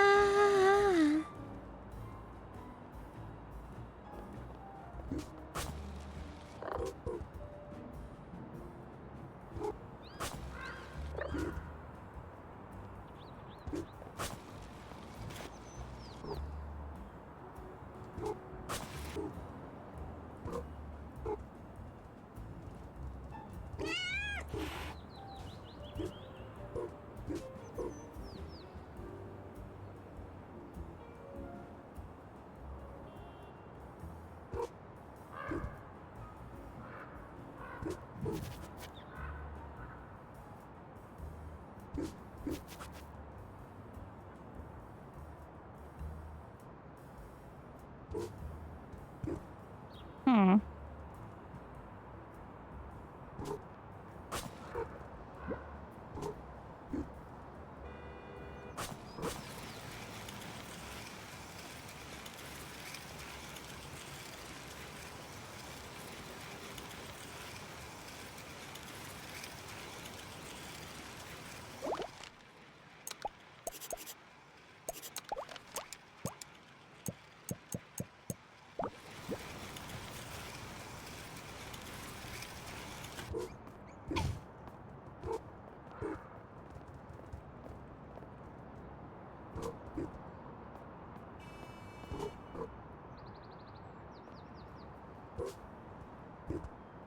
Oh, you can't jump on that.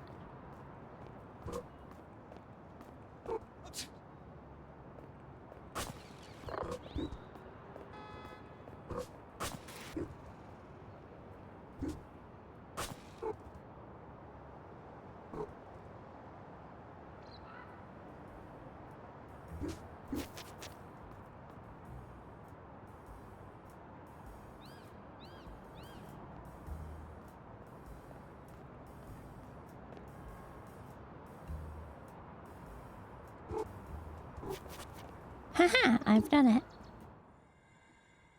What I get? What I get? What I get? What I get? Here it comes. I got the banana hat. I got the banana hat.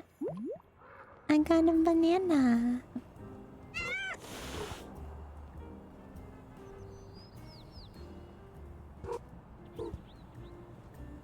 Icky cucumber.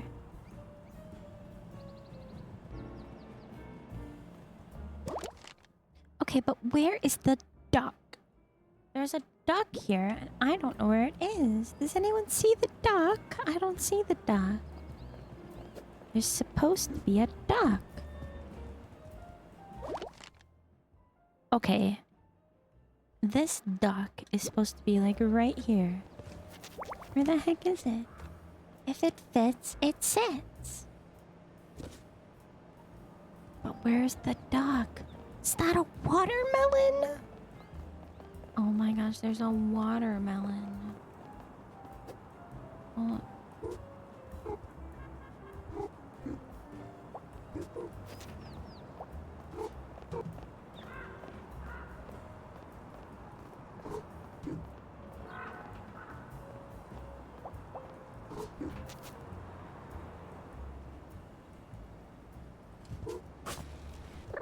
No, that's not what I wanted at all.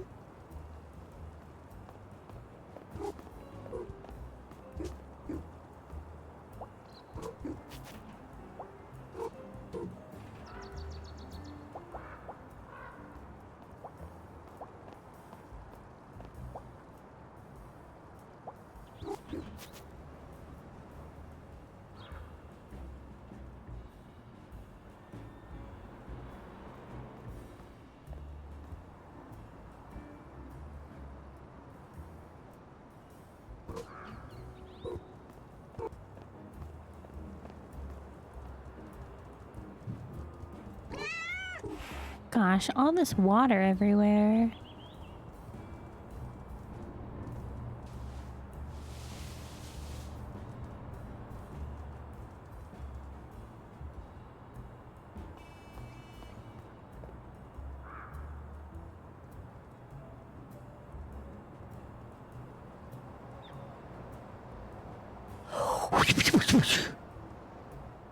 There's a duck in there.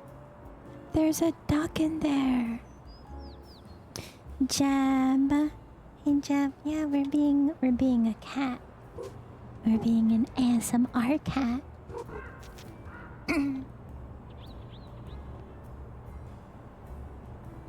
I still don't know how we're gonna get in there though. That's one of the ducks. There's a duck in there and I don't know how to get in.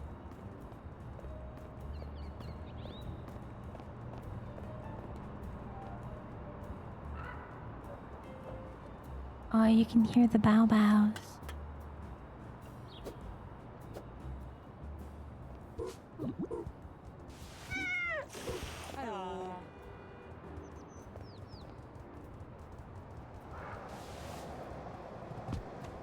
Some would call them beasts.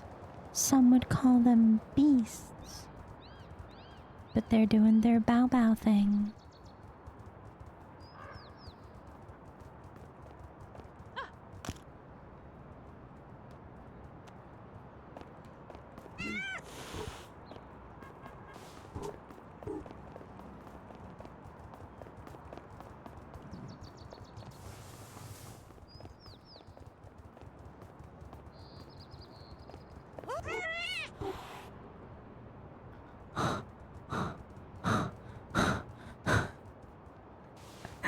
That was funny.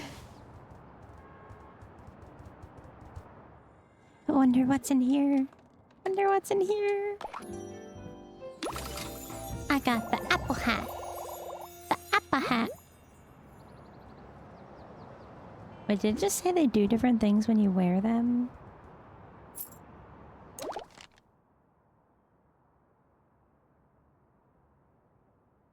Oh.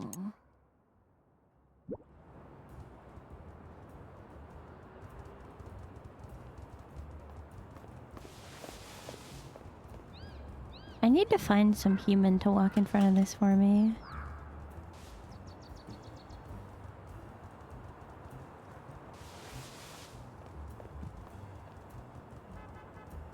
All I can think of is stealing one of their phones.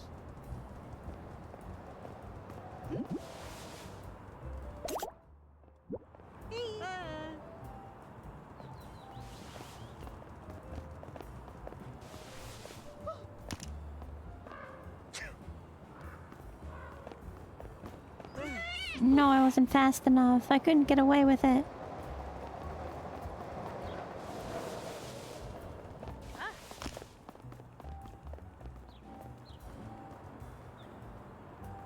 Come on, stinky human.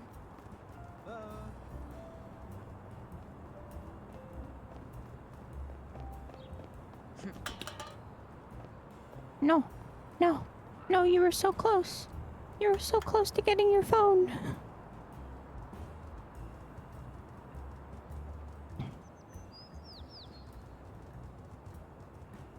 I highly doubt that's what I'm supposed to do, but I guess you never know.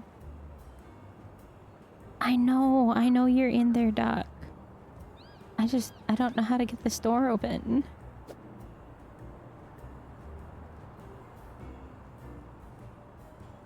Come on, humans.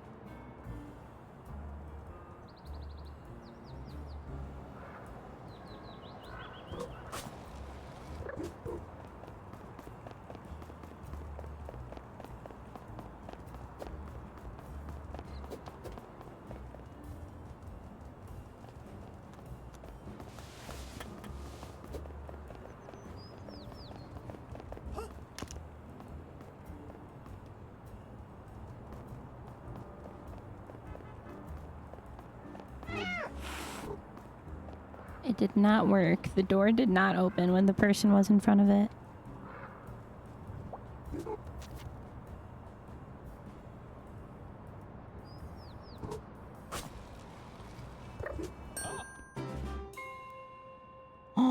Oh no.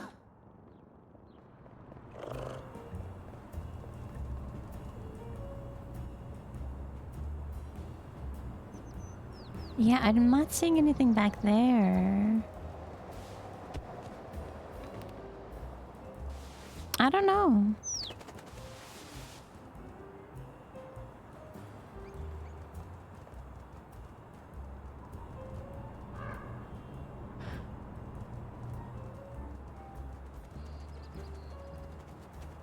Oh, that bird just took the that bird just took off with the bagel.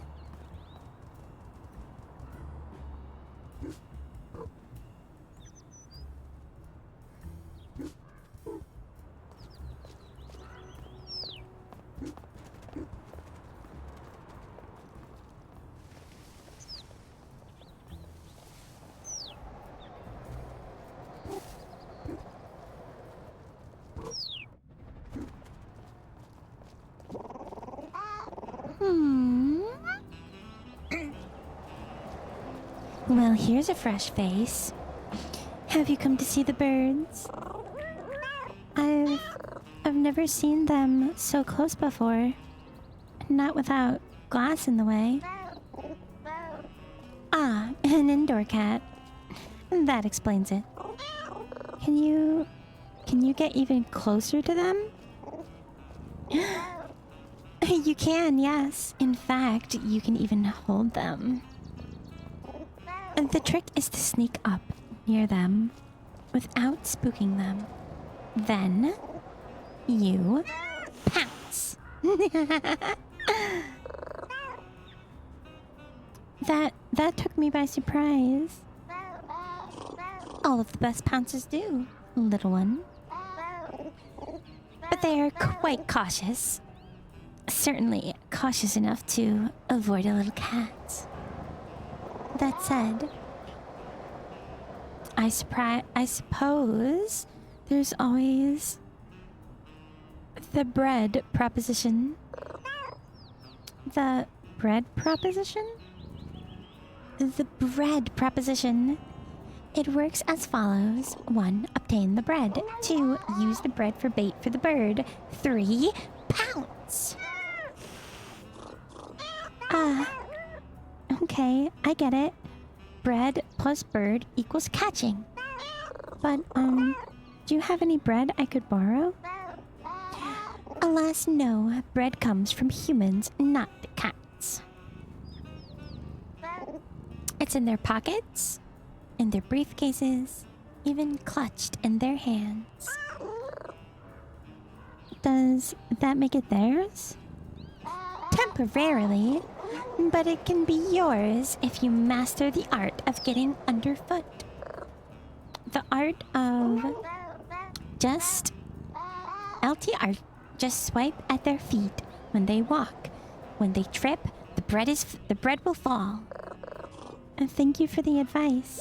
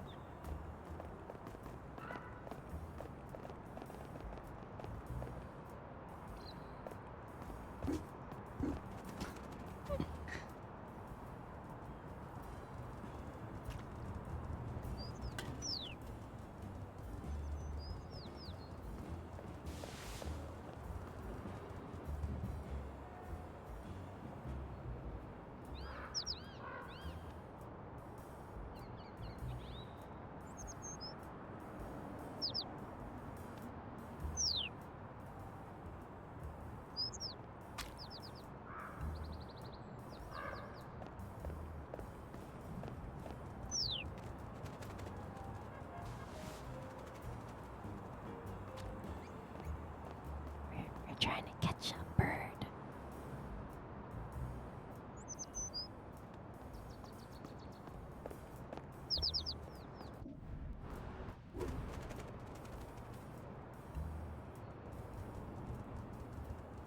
Okay, clearly I failed on that one. Oh.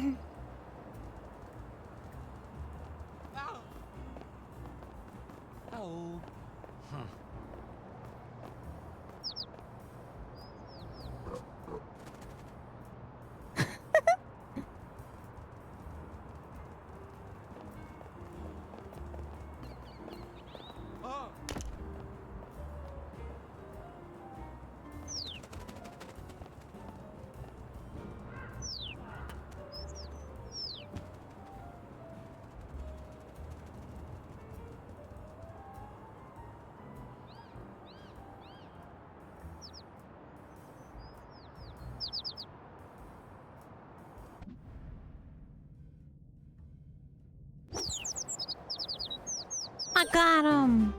I caught a burb. I got a burb feather.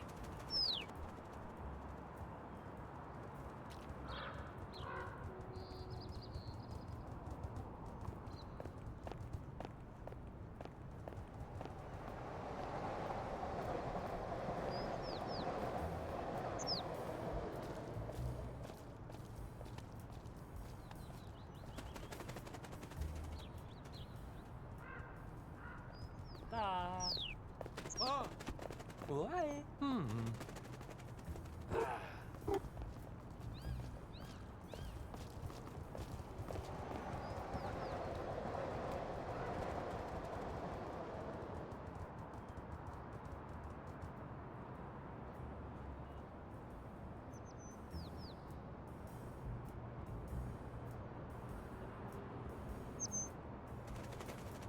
He flew away. Stinky bird.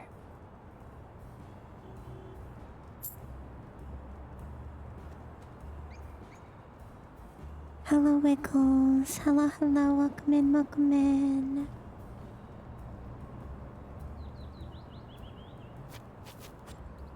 Yeah, I'm playing a cat game.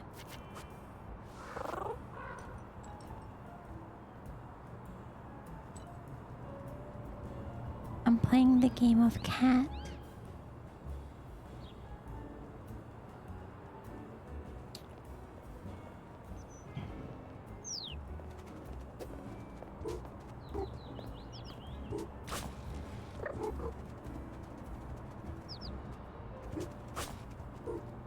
It's not as easy as you might think.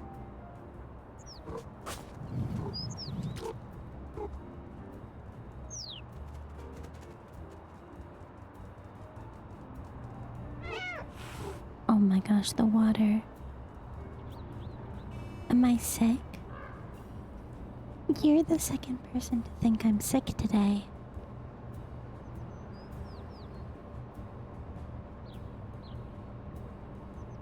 But this is indeed a cat. I guess maybe my ASMRing isn't that ASMR and it just sounds like I'm sick? Is this how it is?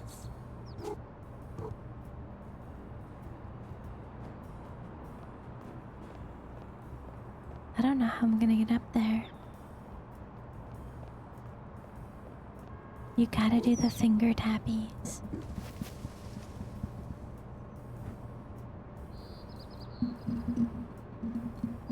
You can do the nails.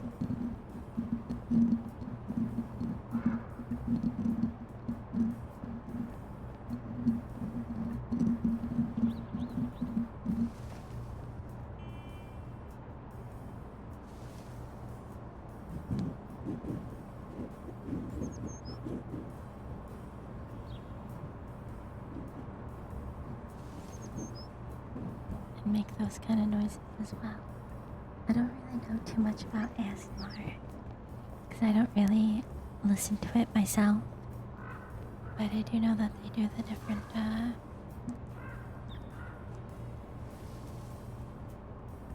kind of thingy.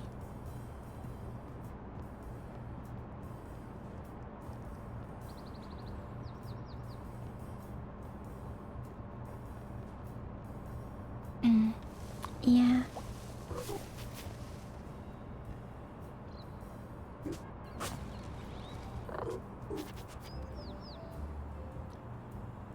I don't know where to jump from here.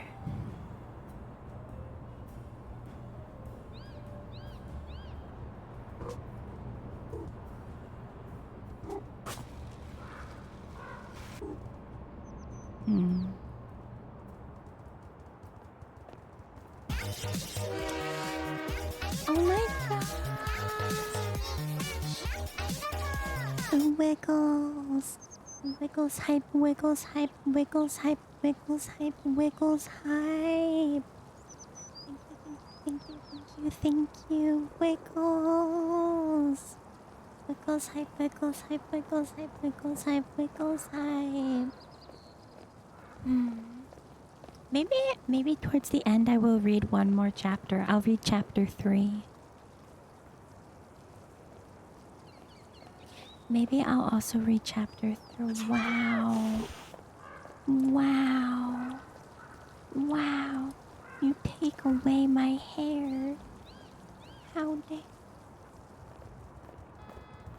You're a hair thief, Wiggles. You're a hair thief.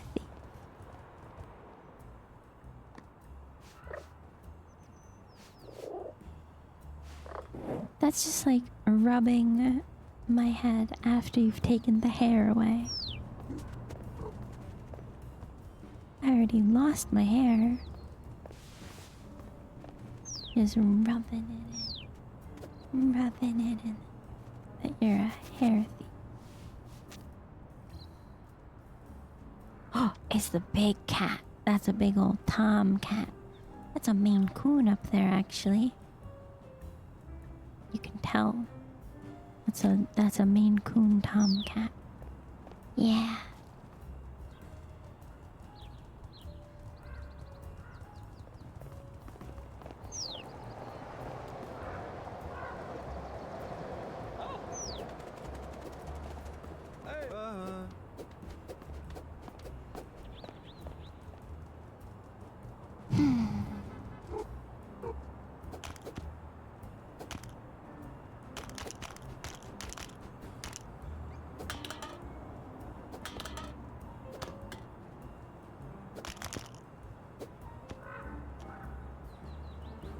You have cream soda?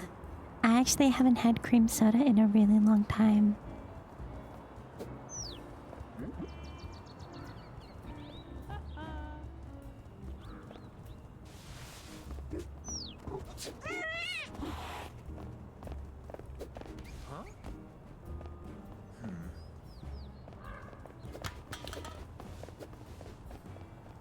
I haven't had cream soda in a really long time.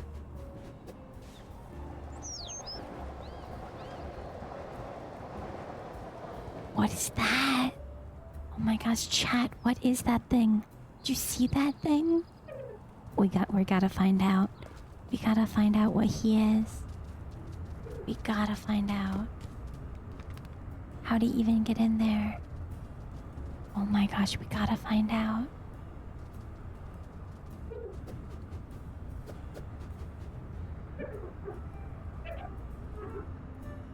Oh. Nearly got it. Rosalina Lina Dragon Oon. How are you doing? Welcome in, welcome in.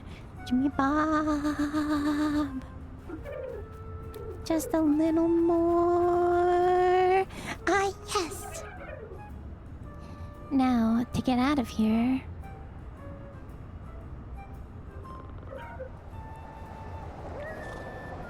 Everything okay in there? Just a moment ago, yes. It was easy to get in, so I assumed it would be exactly as easy to get out. Would you like some help? Let me try one more thing.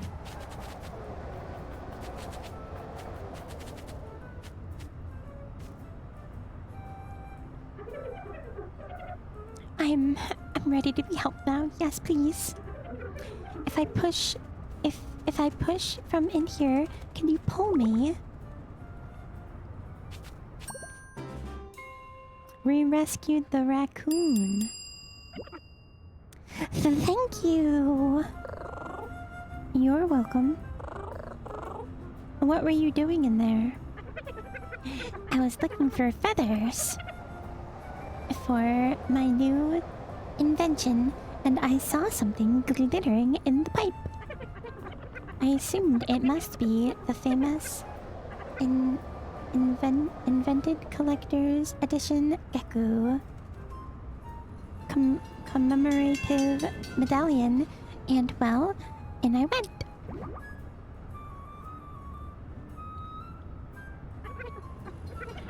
I was manifesting success with my thoughts. Did it work? Well, no. But imagine if it had. Why did you want the imported collecting gecko thingy?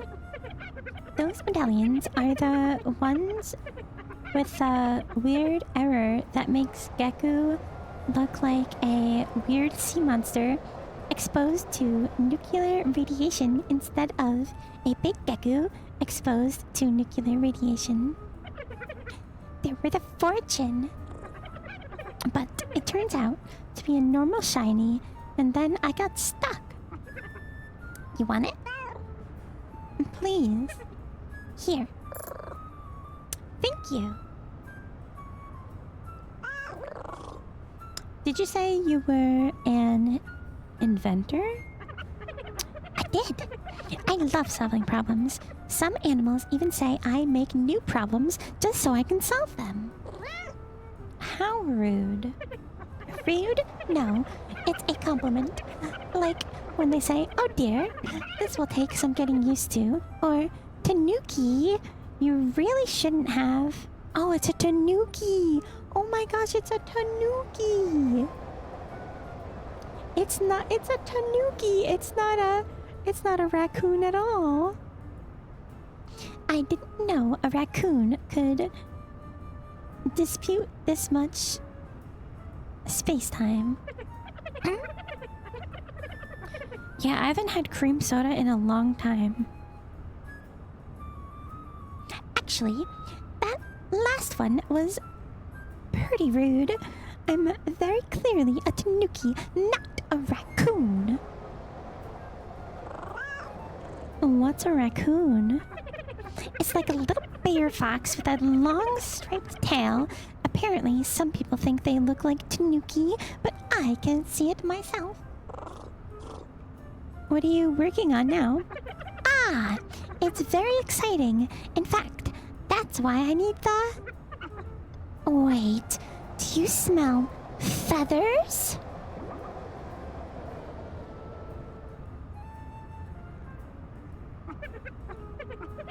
You have feathers somewhere about your person. I know it.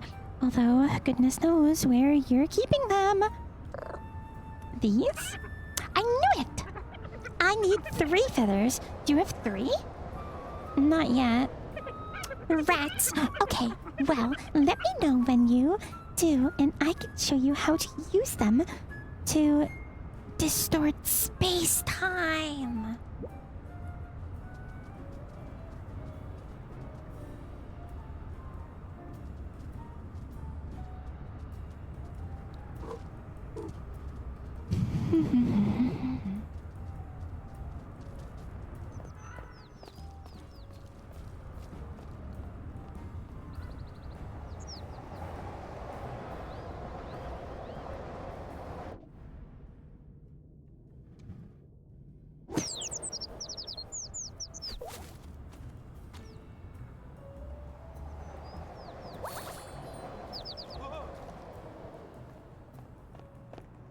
Oh.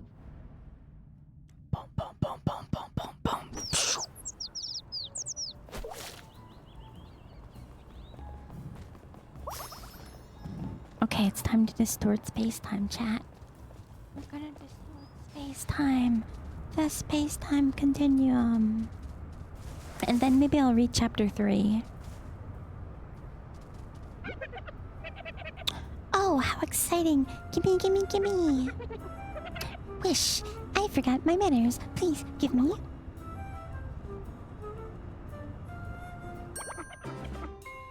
Thank you, thank you, thank you!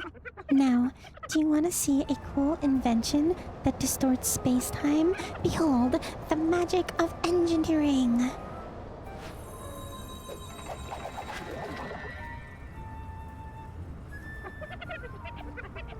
Neat portal, huh? Guess where it goes?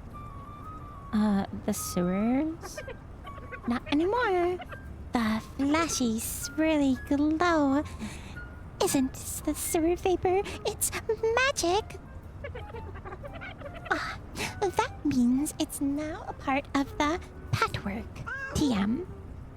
You mean network? I do not.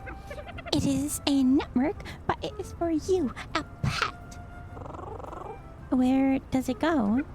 Well, this is proof of a concept, so it actually only goes over there. But that still bypasses this fence.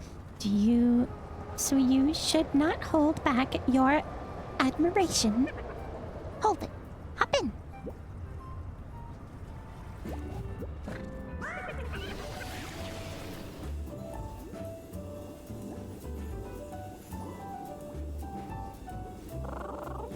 Wait, what?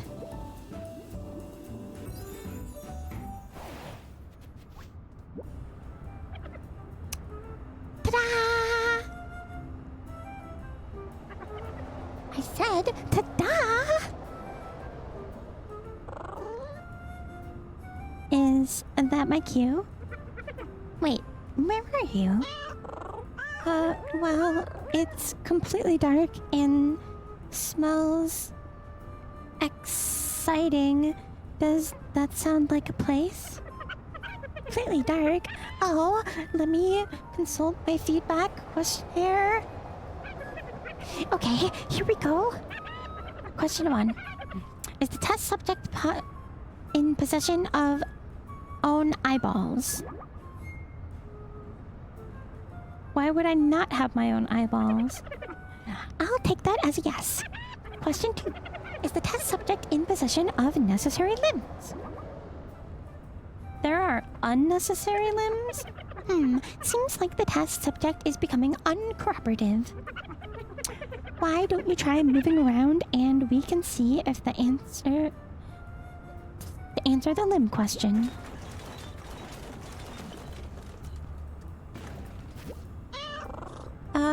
Where am I? Oh, you landed in the trash! Why didn't you say that earlier? The trash? That's why it smells so familiar. Ugh. This is very exciting. It means the patchwork works. I just need to fine-tune the arrival system a little bit. Let me know when you're done that, and I'll hop in and come back. Come back? Come back, you know, when the return journey? The return what? The bit where I come back to the first portal, Tanuki. Fascinating. Yes, I can see how that would be useful. Especially with how you're now on the other side of an unclimbable fence and everything. Tell you what, I'll get to work on the return journey and you can go explore. How long do you think it will take? I find there are fewer something or other when I do not to commit to a deadline. I'll be in touch when the improvements are ready for a test subject. A lab assistant. Bye! Oh my gosh. This cat game is something, alright.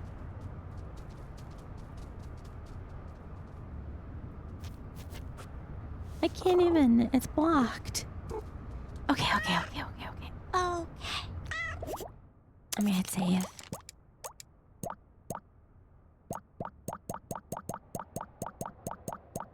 Okay, I hit save like 8 times. That means it worked, right? That means it worked, right?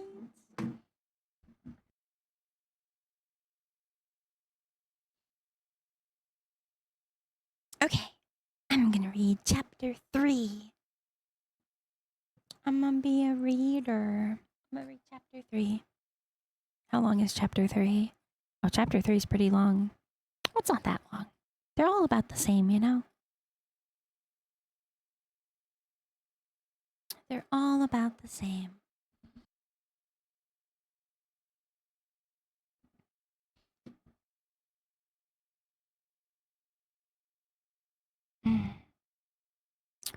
Or maybe I'm not. I'm not sure. I don't know. I don't know. I was gonna read chapter 3. Maybe I'll read chapter 3. Okay, I'll read chapter 3.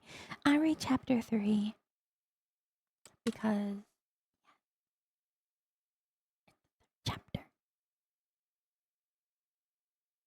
Where did that picture go so we know what I'm reading? Boom. Okay, chapter 3 time. Can you do it in front of a fireplace? Oh, we can switch scenes to the fireplace scene. And just in case I burk everything. Wait, we reached 340. We reached 340. That's the vote and change my profile picture. Okay, you know what? I will be right back and then I'll read chapter 3.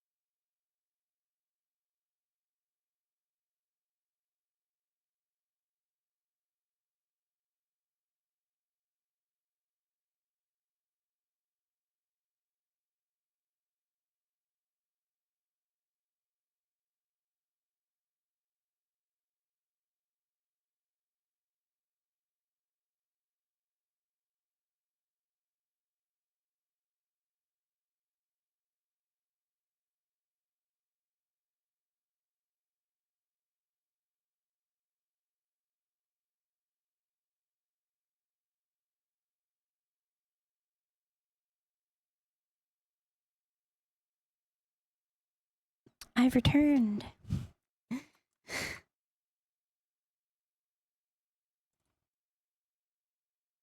Okay. Yeah, I'm here. Okay. So now for chapter 3. We need some background music though.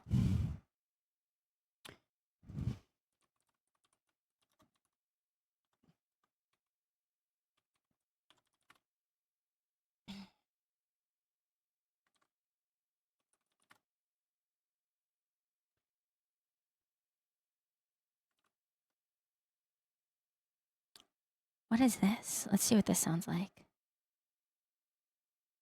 Actually, you know what?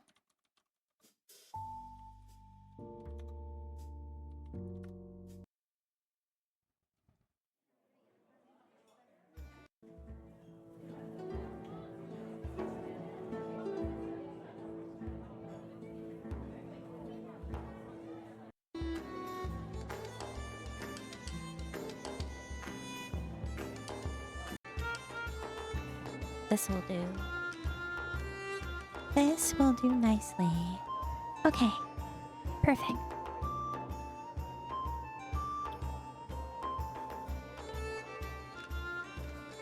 Oh, I knew it. I knew that would happen. I knew that would happen. I don't have my timer on the other ones.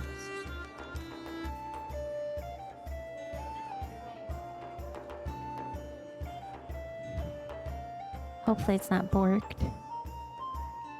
Hopefully it's not borked. Does everything look right? I think everything looks right. Okay. Okay. Well, we can get back to the story. Chapter 3. Chapter 3. Military School. Due to the war between the humans and the Dalki, is the music too loud or is the music good? Here, let me check. Loud or is the music good? Here, let me check. Loud or is the music good? Oh, I guess it's good.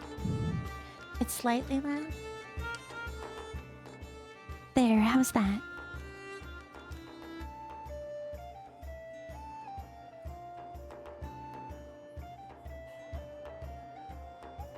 Much better. Okay. Here we go. Chapter 3. Military School. Due to the war between the humans and the Dalki, every individual was required to go to military school for the duration of 2 years. This is a nice den you've got here.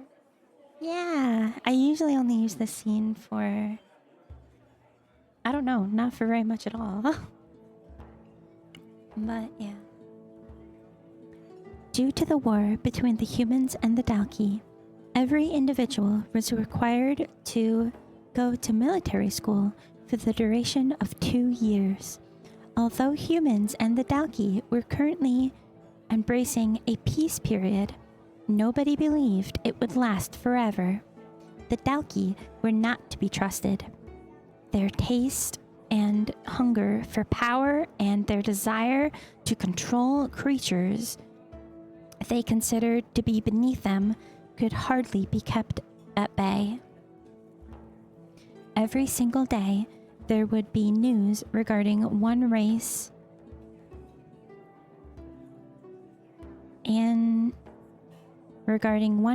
antagonizing the other. Even on the verge of waging war, the citizens had this foreboding that an altercation could break out at any moment. Quinn quickly went to the toilet before heading off with Sergeant Griff. His bladder felt like it was going to burst any second now because of the sheer amount of water that he had drank. Once he stepped out of his room, welcomed by the outside world, something started to happen. A new notification screen appeared in front of his eyes. Your body is being hit by direct sunlight. You are now affected by the sunlight. All stats will be halved while you are exposed to the sunlight. All of a sudden, Quinn's body felt extremely sluggish. He felt like he had just finished running a marathon. I smell it. I smell it. Finished running a marathon and now needed to rest. His arms and his legs felt heavier than usual. But there was nothing he could do about it. Quinn proceeded to inspect his status while Sergeant Griff gave him a strange look for stopping as soon as they had set foot outside. "Are you okay, boy?" the sergeant asked, getting ready to apprehend the boy in case he planned to make a run for it. Every year they would have some unwilling to come peacefully. However, Quinn was not listening, nor did he have any plans to escape his responsibilities. He was merely too busy looking at the screen before him, seeing that his stats had gone down. However, it wasn't just his stats, his HP had also been drastically reduced. HP 5, Strength 5 out of 5, Stamina 5 out of 5, Agility 5 out of 5. What kind of drawback is this? Quinn wanted to shout out, but he was still aware that he was no longer alone. "Quinn?" the sergeant called out again. He was still staring at the screen as another notification appeared. "You have received a new quest. Daily quest. Avoid direct sunlight for 8 hours. Reward 5 experience." Quinn's mood was lifted as soon as he saw the new daily quest. Unlike the one that required him to drink water, this one was something that he could do naturally just by sleeping. If the system worked the same way it did in the games that he had heard about, that would mean that once Quinn had earned 100 experience, he would be able to level up and also increase his stats. Hence, the more daily quests Quinn got, the better it was for him. "What are you doing walking so slowly? The school will eat you alive if you carry on like this," the Sergeant Griff shouted, waking him up from his stupor. Quinn reached a large bus parked just outside of his apartment block. When he entered the bus, he noticed that it was already full of students who should be the same age as him. Some stepped back. Griff stood watching him, his hands behind his back. Quinn had not even realized that the soldier had stopped. When he turned back to look at Griff, he could have sworn that Griff was a stone statue. He turned back to the bus in front of him and discovered that he didn't recognize any of the students. That could only mean that they had all come from different schools. He felt a little relieved. With these new people, maybe the bullying would stop. Since nobody knew him, he had a chance to impress them, maybe even make some friends. He opted to sit at the front of the bus since it was the only seat that was still available. The screen popped up in front of him immediately as he sat down. "Stats have been returned to normal." It appeared that avoiding direct sunlight meant his stats would immediately return to normal. He was happy for it, since his body felt reinvigorated once again, as if a heavy weight had been lifted from his body. Well, at least it looks like it's only direct sunlight. The students... Hello and welcome. Thank you for the follows. I'm happy you are here. Welcome to my floating island in the sky. The students were all talking to each other in excitement, but that stopped as Sergeant Griff boarded the bus. "All right, it's time for us to head to the military academy," he announced, signaling the driver to begin their departure. The bus jerked to lift and started moving. The students were finally on their way. There was silence in the bus throughout their journey. Whenever a student started to speak, Griff would immediately glare in their direction, prompting the student to shut their mouth. Griff didn't even have to say anything, since they all knew what he wanted, just by staring them dead in the eye. About 10 minutes into their journey, the pop-up screen came up again, and Quinn received another message. "A substance in the air has been detected. You are feeling sleepy. Resistance +1. Resistance." Quinn found this message quite strange, so he started to check out the interior of the bus. He noticed that half of the students were already asleep, and the other half were dozing off. He tried to fight it, but felt his body getting heavier. His eyelids were shutting down. At long last, even Quinn felt dizzy as sleep hovered around his consciousness. "Your resistance to the substance has increased. Resistance +1. Then he heard the sound of loud footsteps coming towards him. He looked up to see Sergeant Griff hovering above him. "Looks like a few of you were able to resist the sleeping gas. Guess we'll just have to bag you." A black bag was thrown quickly over Quinn's head, and his vision was completely covered. The gas started to slowly creep up on his consciousness, overpowering him. There was nothing he could do. His hand fell limply by the side, and he dozed off, abandoning consciousness. After a while, Quinn felt a splash of cold water chucked over his head. It served its purpose, immediately jolting him awake. The only thing that he could see upon opening his eyes was a greenish smoke that dominated his surroundings. Metal, hello, Shizu, hi. He and several other students began to lift their heads to look around them. There were currently a total of 500 students standing on a plain open field in a strange place that none of them seemed to recognize. The puzzlement of their faces spoke volumes.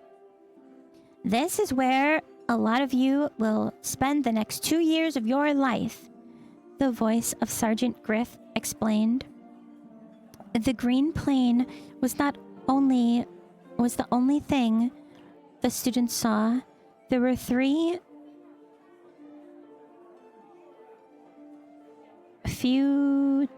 futuristic, huge buildings directly in front of them. Reading a story? Yeah, I'm reading chapter 3 of my vampire system. I had it on screen earlier, but I don't know what happened to it. A huge building directly in front of them. The buildings were human. The buildings were human images sculpted entirely of glass. Each one stood at least 60 feet tall, but that was not the only thing that the field overlooked. They were standing on the elevated platform with a city in front of them, a hidden city. Everyone was already dressed up in a military uniform, and there were technological marvels appealing to them all. These devices were too advanced for their time. There were mechs moving crates and there were building machines, enormous things rising high into the sky with their cranes. There was no one inside the machines, yet it laid down panel after panel of glass on a building that was still in construction. There were flying ships coming too close to the ground that Quinn was afraid that they would crash into the high-rise buildings and send a shower of glass falling on the people in the city below. However, no such thing happened. They all followed a particular path. Then there were levitating trains which rose high into the air, running on rails that none of the students could see. Some of the technology they were witnessing had yet to be made public. After the first war with the Dalki race, the humans had managed to make leaps in all sorts of technological fields. This was because they had managed to salvage a lot of the equipment from the Dalki once the war was over. The military had decided to keep most of it for themselves. Some of the things they had found would just be too dangerous for the public to use. At least, that's what the military claimed. When Quinn finally managed to stop gawking at the new world he had been thrust into, he felt the weight of his hand and noticed that there was something placed around his wrist. It was a digital watch, yet there was nothing displayed on the screen yet. Placed on your wrist is your lifeline. It will identify you as a student of this military base. It will allow you to access certain areas, pay for food, and all sorts of other things. When not in use, the wristwatch will display a number, your corresponding power level, Griff said. It sounded to Quinn like he was speaking some strange foreign language, and from the confusion of the other students' faces, he was sure he was not the only one having difficulty understanding what the man was saying. He had believed that his life might change after coming to military school, but it seemed like it was going to be the same game, only in another place. We will immediately begin the testing of your respective levels. Don't move until you are called forward, understood? Griff shouted, while a smile on his face. Griff shouted with a smile on his face, and everyone just nodded. The sergeant looked frightening with a smile. It was completely contradictory. It was completely contradicting his hard face. Good luck. Okay. There we go. Chapter 3. We did 3 whole chapters today. 3 whole chapters. You want to know what's funny? On the top of web novel, it says how much of the story you've completed. So I know that there's like 2,500 chapters or so, right? So at the top, it says I've completed 0.15% of the novel. 0.15%. Oh, yeah. Anyway. Okay. It has been 3 hours. I almost feel like I can't speak normally again. Okay.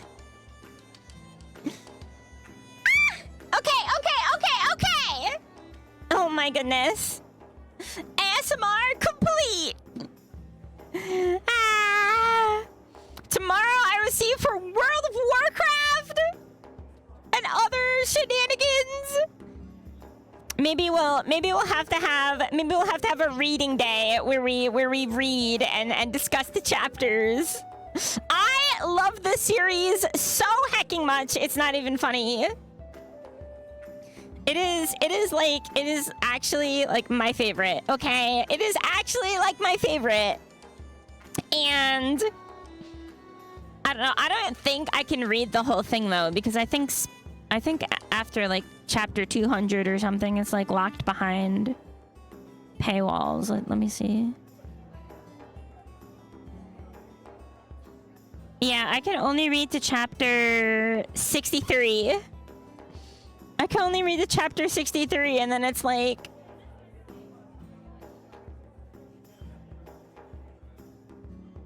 Yeah, and then it wants me... What does it want me to do? Install the app? This is the end of part. Download web novel app to continue. Okay, so I have to like download the app if I want to keep reading. Yeah, there are 2,545 chapters. That's a lot of chapter. That is a lot of chapter. But who knows? Maybe I can read some. Maybe. Be may. Be maybe. Anyway. That will be it for another time. I hope you enjoyed the ASMR. It was ASMR-ful. And the cat game. Who knows? It was perfect for ASMR, I think, because it was a cat and in a city. But I don't know if I'm ever playing that one again. It was a fun little game though. It was a fun little game. Glitching out was fun. A little buggy, yeah. Going under the city was really funny. But tomorrow I'm gonna play some World of Warcraft. And after World of Warcraft, probably going to... Oh, it'll be Raid, right? I'll have Raid. So World of Warcraft tomorrow. And then Saturday we'll play some... We'll get back to playing some Repo! And then Sunday... Oh, we had a plan for Sunday. What was the plan? Oh yeah, watch party of Epic the Musical. And sing along. So I will sing. We will watch it.